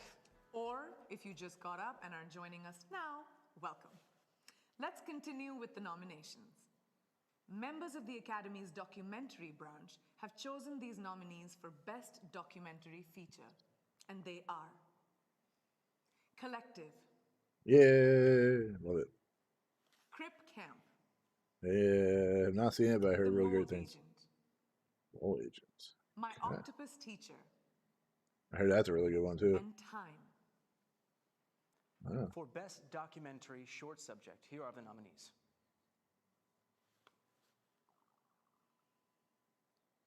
Colette.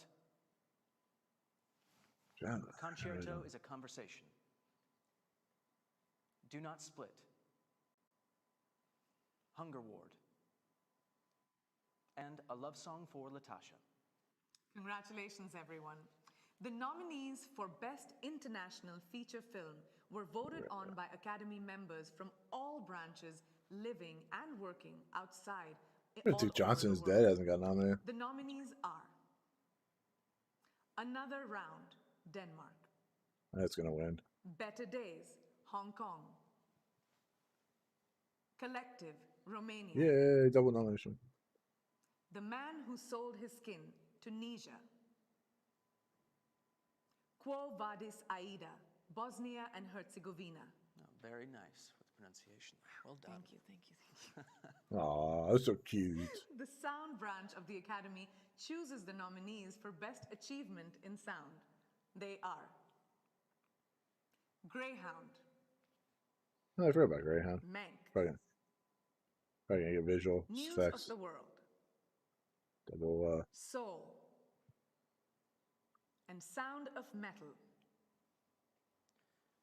The Production Design branch nominates these films for Best Production Design.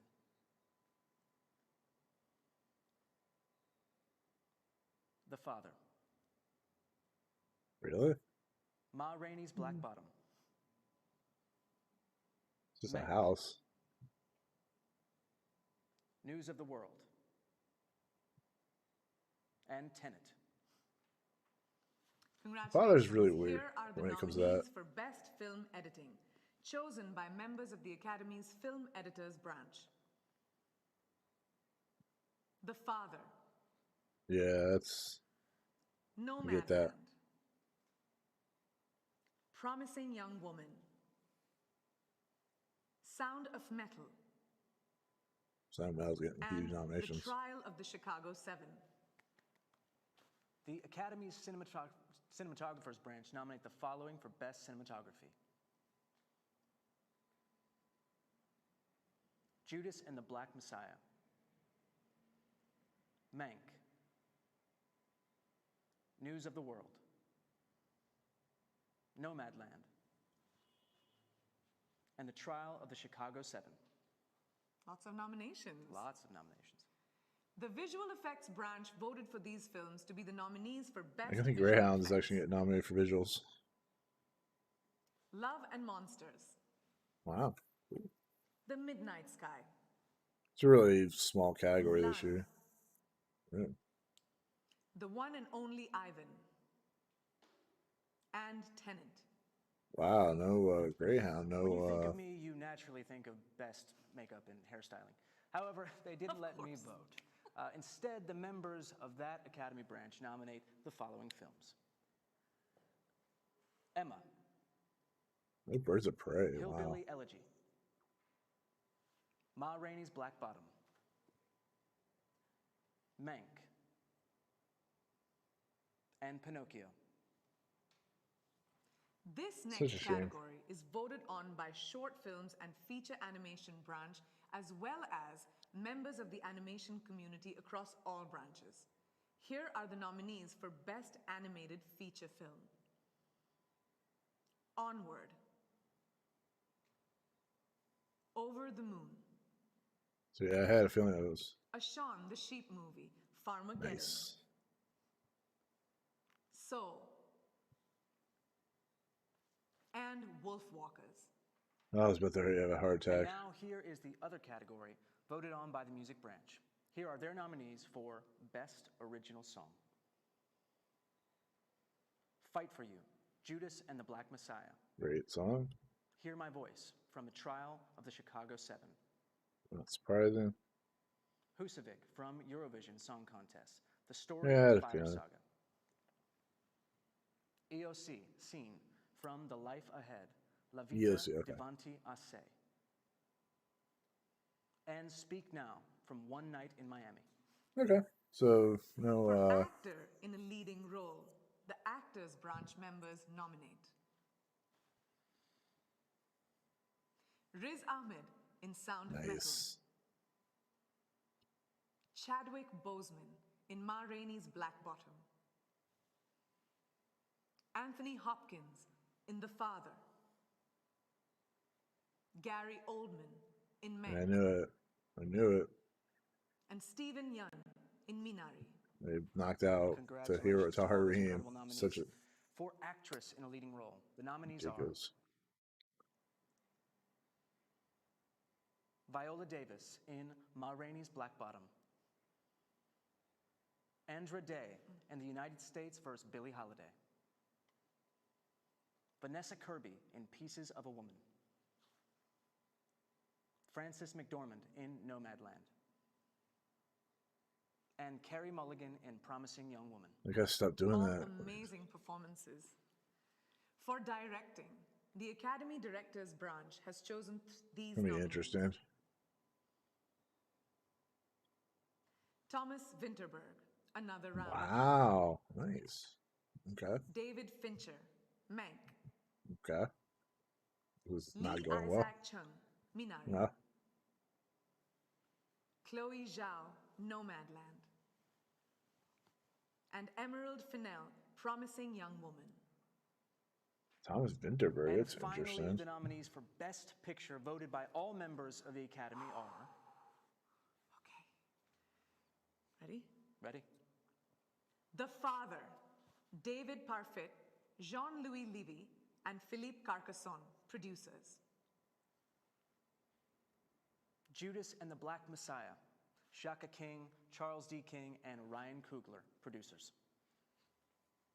Ryan Coogler again. Mank, Cian Chafin, Eric Roth, and Douglas Urbanski, producers.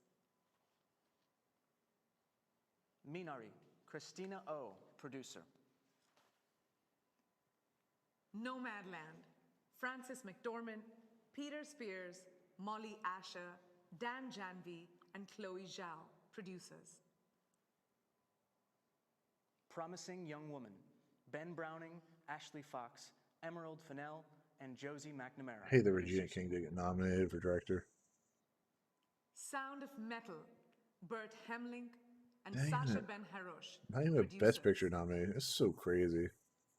And last, The Trial of the Chicago Seven, Mark Platt and Stuart Besser, producers.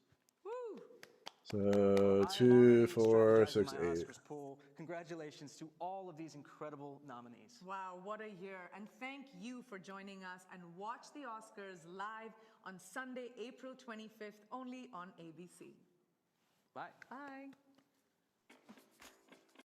All right, so there we go.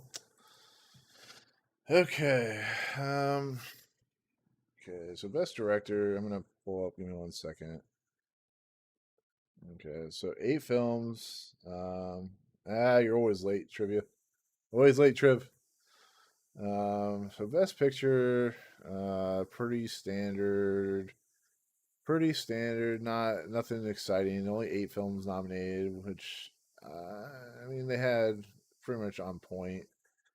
No, I don't understand what. Oh man, One Night in Miami not getting nominated is kind of annoying. No Ma Rainey's Black Bottom either. Not really much for Borat subsequent film. We got a couple nominations, but we got Mauritanian, The Five Bloods. Let me see if Oscars are put up there. Give me 1 second.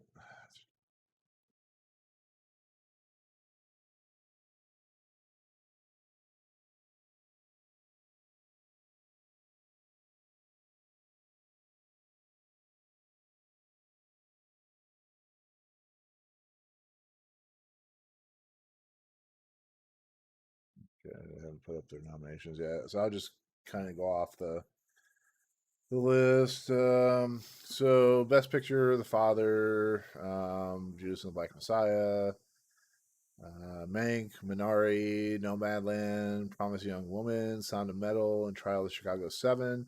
That is a pretty standard list of movies that were going to get nominated. Like I said, no One Night in Miami, which kind of got screwed this year. There's no Regina King for director. Ma Rainey's Black Bottom, which I'm kind of surprised about. Nomadland. I mean, sorry, News of the World, Soul. It would have been nice to see something different come out of this list of stuff, but it is what it is. So, Best Director, Thomas Vinterberg getting a nomination for Best Director. That's actually the complete curveball, because Florian. Let's see who got which director.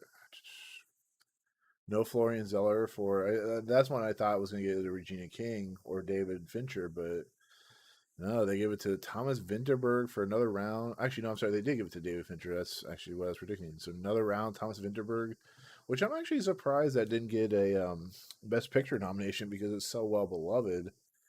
Now I need to go back and watch another round. Tashar, that's the one thing people are kind of going to be upset about is Delroy Lindo not getting a nomination because he's so good in that movie. I'm not like the biggest fan of that movie, but he's so good in it. Just his mannerisms, how he has the PTSD. It's such an incredible performance that it's going to be. But that's the problem with the actor category this year. There's so many good actors, but as much as I like Mank and I do like it, it dropped off pretty dramatically from him from my top 10 because it's just a very standard, very atypical movie. Actually, it didn't even get an adapted. It didn't even get a script nomination. That is so weird. Oh man, no, I don't think Ullman deserved it. I think you could have given it to Delroy Lindo or let me pull up Best Actor. I'm going off because they haven't put up the actual list yet, but I mean, you could have put Tashar Rahim, Mads Mikkelsen, Delroy Lindo, Sacha Baron Cohen. Actually, not Sacha Baron Cohen, but I mean, you could have put Delroy Lindo. You could have put Mads Mikkelsen, Tashar Rahim, but they went with Gary Oldman, who's I guess a love of the Oscars now and the Academy, and it's just here's what I think happened.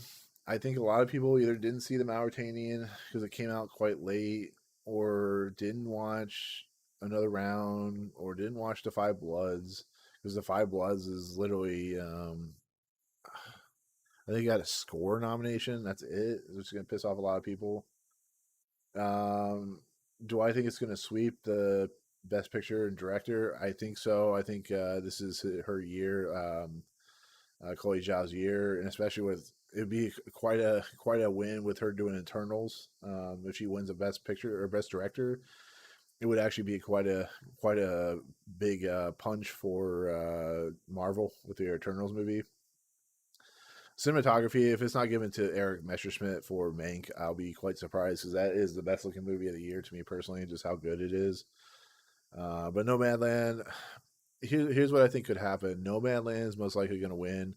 I think Mank or Judas and the Black. Actually, I think Trial of Chicago 7 or Judas and the Black Messiah could get nominated or could win for Best Picture. That's just my honest opinion. We'll see what happens. But yeah, Best Actor. That's quite a. I mean, I like the Minari score. I like I said, it's hard to remember score sometimes, so I was not surprised when it got in there for score. The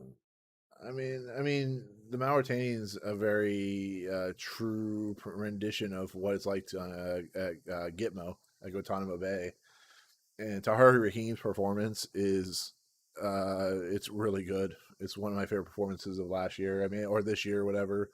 It's a very nuanced, very sad, hard performance to watch. But like I said, the fact that he didn't get nominated is not really a surprise to me for the simple fact that I don't think a lot of people watch that film. And when you have the actors and actresses voting on each category as part of the Academy, it's very difficult for some of these people to look past like a Gary Oldman or, I don't know, Anthony Hopkins or something like that. I mean, Anthony Hopkins deserved to get nominated, but I mean, at least Riz Ahmed got nominated, which is cool. It's finally glad to see him get some love, and Stephen Yeun got nominated, coming from off of Walking Dead and doing like Burning and stuff like that. Now he's getting some love, and we had so yeah, Best Picture we talked about, Best Director I was talking about. I got to go back and watch another round. It just sounds like a film that I should have watched by now, and I haven't. And the nice thing is, I've watched every single one. I've watched every single one of these films in the Best Picture category. I was worried that a movie would be one that I haven't watched yet, like another round or something like that. So that's good. But Best Director, Florian Zeller got knocked out. Like I said, I wish Regina King would have gotten in for David Fincher or um, yeah, Regina King would have gotten in for David Fincher. So it didn't happen. Uh, actress was pretty on point. It was always going to be a stacked year, so it wasn't going to be like I said. Andre Day is outside of it's a stacked year because Andre Day I think may possibly win the Oscar. It's just it seems like that might be possible, but like I said, Frances McDormand or Carey Mulligan might win. I think Carey Mulligan should win because it's just a very insanely well done performance. But we'll see what happens. But um, let's see, female. Um, Yuri Han, she didn't get nominated, but unfortunately, it is what it is. Script adapted, Borat, The Father, Nomadland. At least this is One Night in Miami got something. I can't believe One Night in Miami didn't get Best Picture nomination. The White Tiger for script adapted. That's pretty crazy. Foreign language film. I'm happy to see another round. I've never heard of Better Days. Collective. I am happy about because that movie needs to be seen by everyone and anyone. It's an incredibly moving, kind of stirring film. Where's best foreign language? Best international film. Let's say nominate Minari in best foreign film. That would have been ridiculous. But yeah, two of us didn't get nominated, which is a little bit of a shame. I kind of predicted that would be, but Quo Vadis Ida got nominated. Man Who Sold His Skin. La Llorona not getting nominated. It's a pretty big blow for that movie because it was supposedly really good from what I hear. Collective. What is Better Days? I don't even see it on here on the list. I'm surprised. Oh, here it is. A bully teenager girl from an unlikely friendship with a mysterious young man who protects her from her assailants, all while she copes with the pressure of final examinations. Okay. It's a film from Hong Kong, so I love foreign films from China and Hong Kong and stuff like that. They're very interesting to watch. They do a lot of money, make a lot of money, and a lot of times they'll come over here. Maybe this will come into my local Cinemark, so I might go check it out there, see what it's like. But like I said, at least I've seen I've seen Collective. That's the foreign language film I've seen. Cinematography, Juice and the Black Messiah, Mank.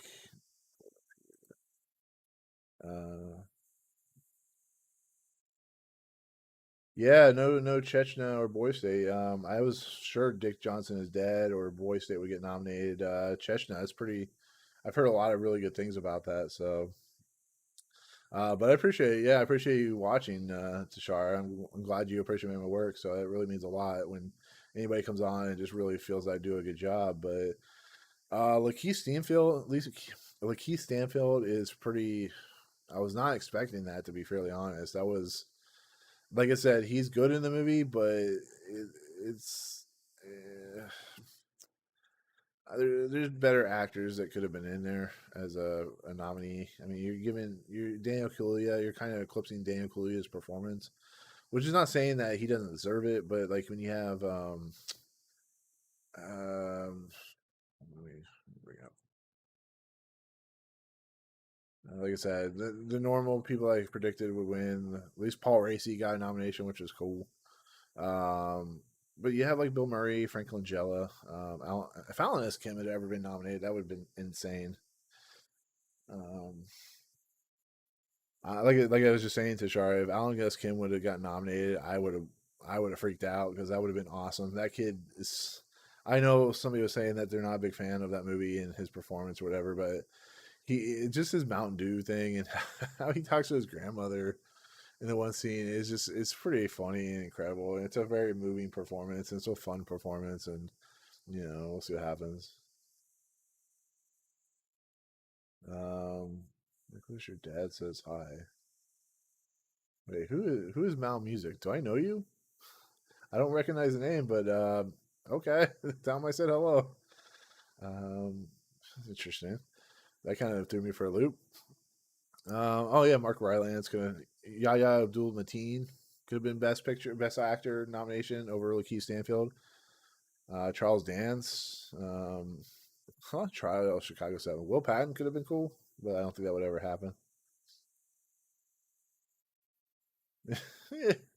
Yeah, he's almost like, I think he's like where the eyes we're looking through in the movie is Alan S. Kim's eyes. We're looking through his kind of point of view of this world, but oh, okay. What's going on, Jamie? I didn't realize that's who was Mal Music. Is that how you say it, Mal Music? How you doing, sir? I actually, off subject, I got to talk to you about that website for something. So, can you email me, please? I think about finally putting together a website for my 3rd year when I go in July. So, a lot of big things I hope coming up in July. So, visual effects, Love and Monsters, no Greyhound. I forgot about Greyhound, but no Greyhound, Love and Monsters, Midnight Sky, Mulan, the one and only Ivan, which I heard was good, but never really interested me. Tenet.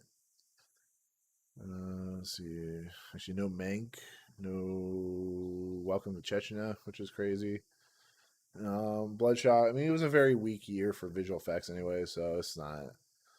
I'm not worried about it too much, but I'm actually kind of sad Birds of Prey didn't get any nominations for like foreign language films. So, Tashara, I actually did a collab with a person called Trivial Theater. I'm actually doing it was for Cool as Ice, the Vanilla Ice movie. If you have not seen it, check it out. But let me actually give me 1 second. Let me pull it up. I'll send people the link.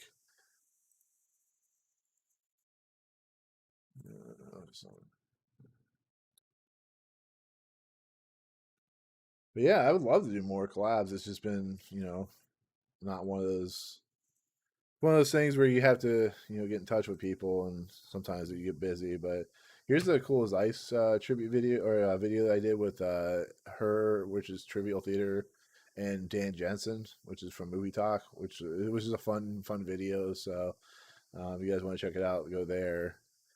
Animated film. I'm glad to see Shaun the Sheep get a nomination. That's awesome. I love that franchise.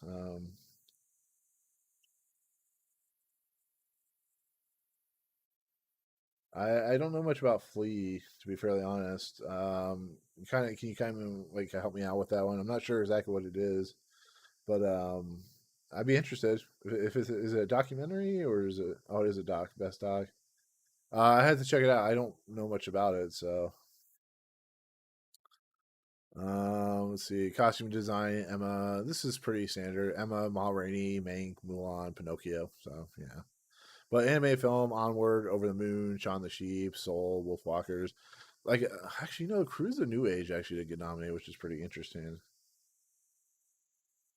Actually, I did not watch. What did I watch at Sundance? I didn't watch Flea. Oh, Flea's the animated documentary. I actually was not able to get tickets for that. I tried and they were sold out. They were sold out pretty quickly. And on top of that, it was a scheduling issue as well. So I wouldn't have been able to watch it. It got picked up from, I think, Neon or something like that. Or somebody. So it's going to be in theaters real soon. So I have to watch it. Like I said, I completely forgot about it. It'll probably be a contender for next year. If they release it this year, it'll be a contender for next year's Oscars. So I would not doubt that in a heartbeat because everybody loved that film. It's like on the count of three, I really want to see. And I had no way of getting tickets for that either. So,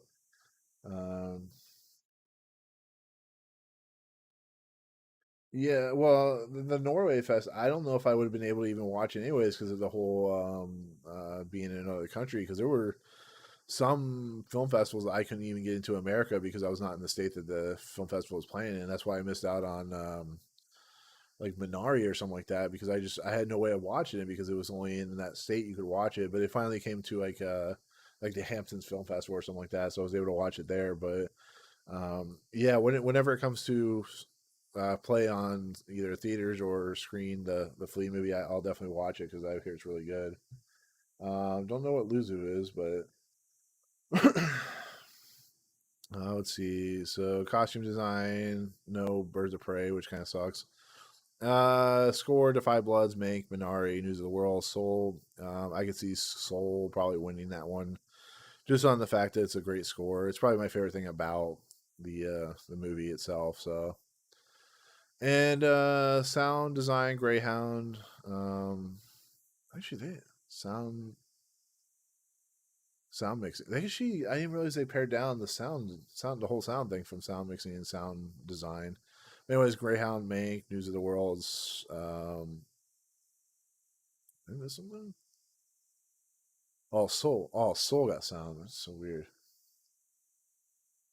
Yeah, I have seen the list. I'm not able to go to South by Southwest because of scheduling issues with work, but I'm not able to watch things on there. I mean, like, and on top of that, they're not doing like single films or stuff like that. So, um, hopefully, like the Hampton Film Festival again, and some other ones I did, like Miami Gems Film Festival, do like the not in theater, but the what's that called? Virtual screens again, which would be awesome. I hope they do virtual screens from now on because it makes it easier for people to watch it. Like Sundance, I watched so many films because of that reason. So, with Sound of Metal, Soul, News of the World, Mank, Greyhound for sound design. The Father, production design, The Father, Ma Rainey, Mank, News of the World, and Tenet. That seems pretty legit. Editing, I think The Father should win this one because it's edited impeccably amazing. Let's see, Nomadland, Promising Young Woman, Sound of Metal, Trial of Chicago 7. Take all those out, just give it to The Father. That's all. Makeup, Emma, Hillbilly, Hillbilly Elegy, Ma Rainey, Mank, Pinocchio. Yeah, I mean, Mank is interesting, just for the simple fact it's black and white, and I guess you have to do a new way of costume or makeup design on that. And last one for song, Fight for You from Judas and Black Messiah. Hear My Voice from The Trial of Chicago 7. Husavik from Eurovision. EOC from The Life Ahead. And Speak Now from One Night Miami. That's cool. Was surprised. There was something that was surprised. Score. Let's I don't score.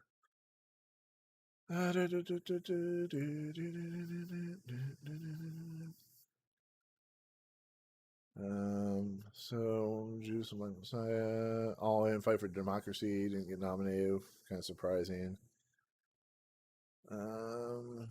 Yeah, like I said, no Jingle Jangle. It's sad. I'm a little depressed by that.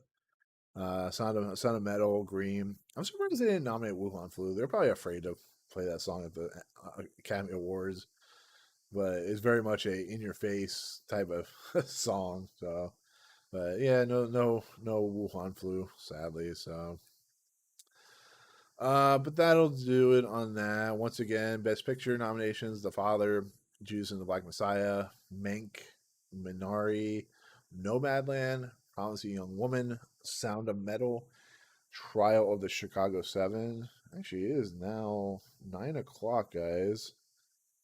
So I'm going to post. I think it's posted. Okay, so before I end this video, I'm going to post a link for my video of calls. This is an Apple TV limited series at the moment. They might do a second season, I hope. But what Calls is a based on a French series. It's about, actually, I don't want to give away the whole idea. I do a little bit in the review, but it's basically if they took a podcast or a radio drama and added wavelength forms and stuff like that into the video and made it so you're just watching calls, but the calls are fascinating and intriguing. It's a really good, really fun, really entertaining series that I don't know if it's going to get a lot of love, but I put the link in the description or in the comments. Please check it out. Tell me what you think. Are you looking like, do you know anything about it? Which I know a lot of people haven't, but it was really, really cool. It was really interesting to watch, and it is now 9 o'clock when the embargo lifts, so I can finally talk about it. But it's a Apple TV exclusive that is very original for what it's trying to do, so definitely check it out. But otherwise, that'll do it. Once again, like I said, the Best Picture already. Best Actor: Riz Ahmed, Chadwick Boseman, Anthony Hopkins, Gary Oldman, Stephen Yeun. Actress: Viola Davis, Andre Day, Vanessa Kirby, Frances McDormand, and Carey Mulligan. Supporting Actors: Sacha Baron Cohen, Daniel Kaluuya, Leslie Odom Jr., Paul Raci, and Crazy Lakeith Stanfield. Supporting actress Maria Bakalova, Glenn Close, Olivia Colman, Amanda Seyfried, Yu Jun-yoon. And director for Best Director, another round, Thomas Vinterberg. Mank, of course, David Fincher. Minari for Lee Isaac Chung. Nomadland, Chloe Zhao. And Promising Young Woman, Emerald Fennell. But anyways, guys, thank you so much for staying with me for the last 2 hours and 22 minutes. If you've come on or left, thank you so much for checking out my content. I will attempt to do a watch along for the Oscars. We'll see what happens. Last time I tried to do that, I got taken down from my video feed. It was a mess. So hopefully it works this time. But anyways, guys, thank you so much. If you like what you see on this channel, hit that subscribe button to join Movie Emporium. Hit that notification bell at the top to find what's coming next. If you like this video, awesome. Hit that like button. And as always, thank you guys. Thank you so much for watching, and we'll see you guys on the next video. Peace out.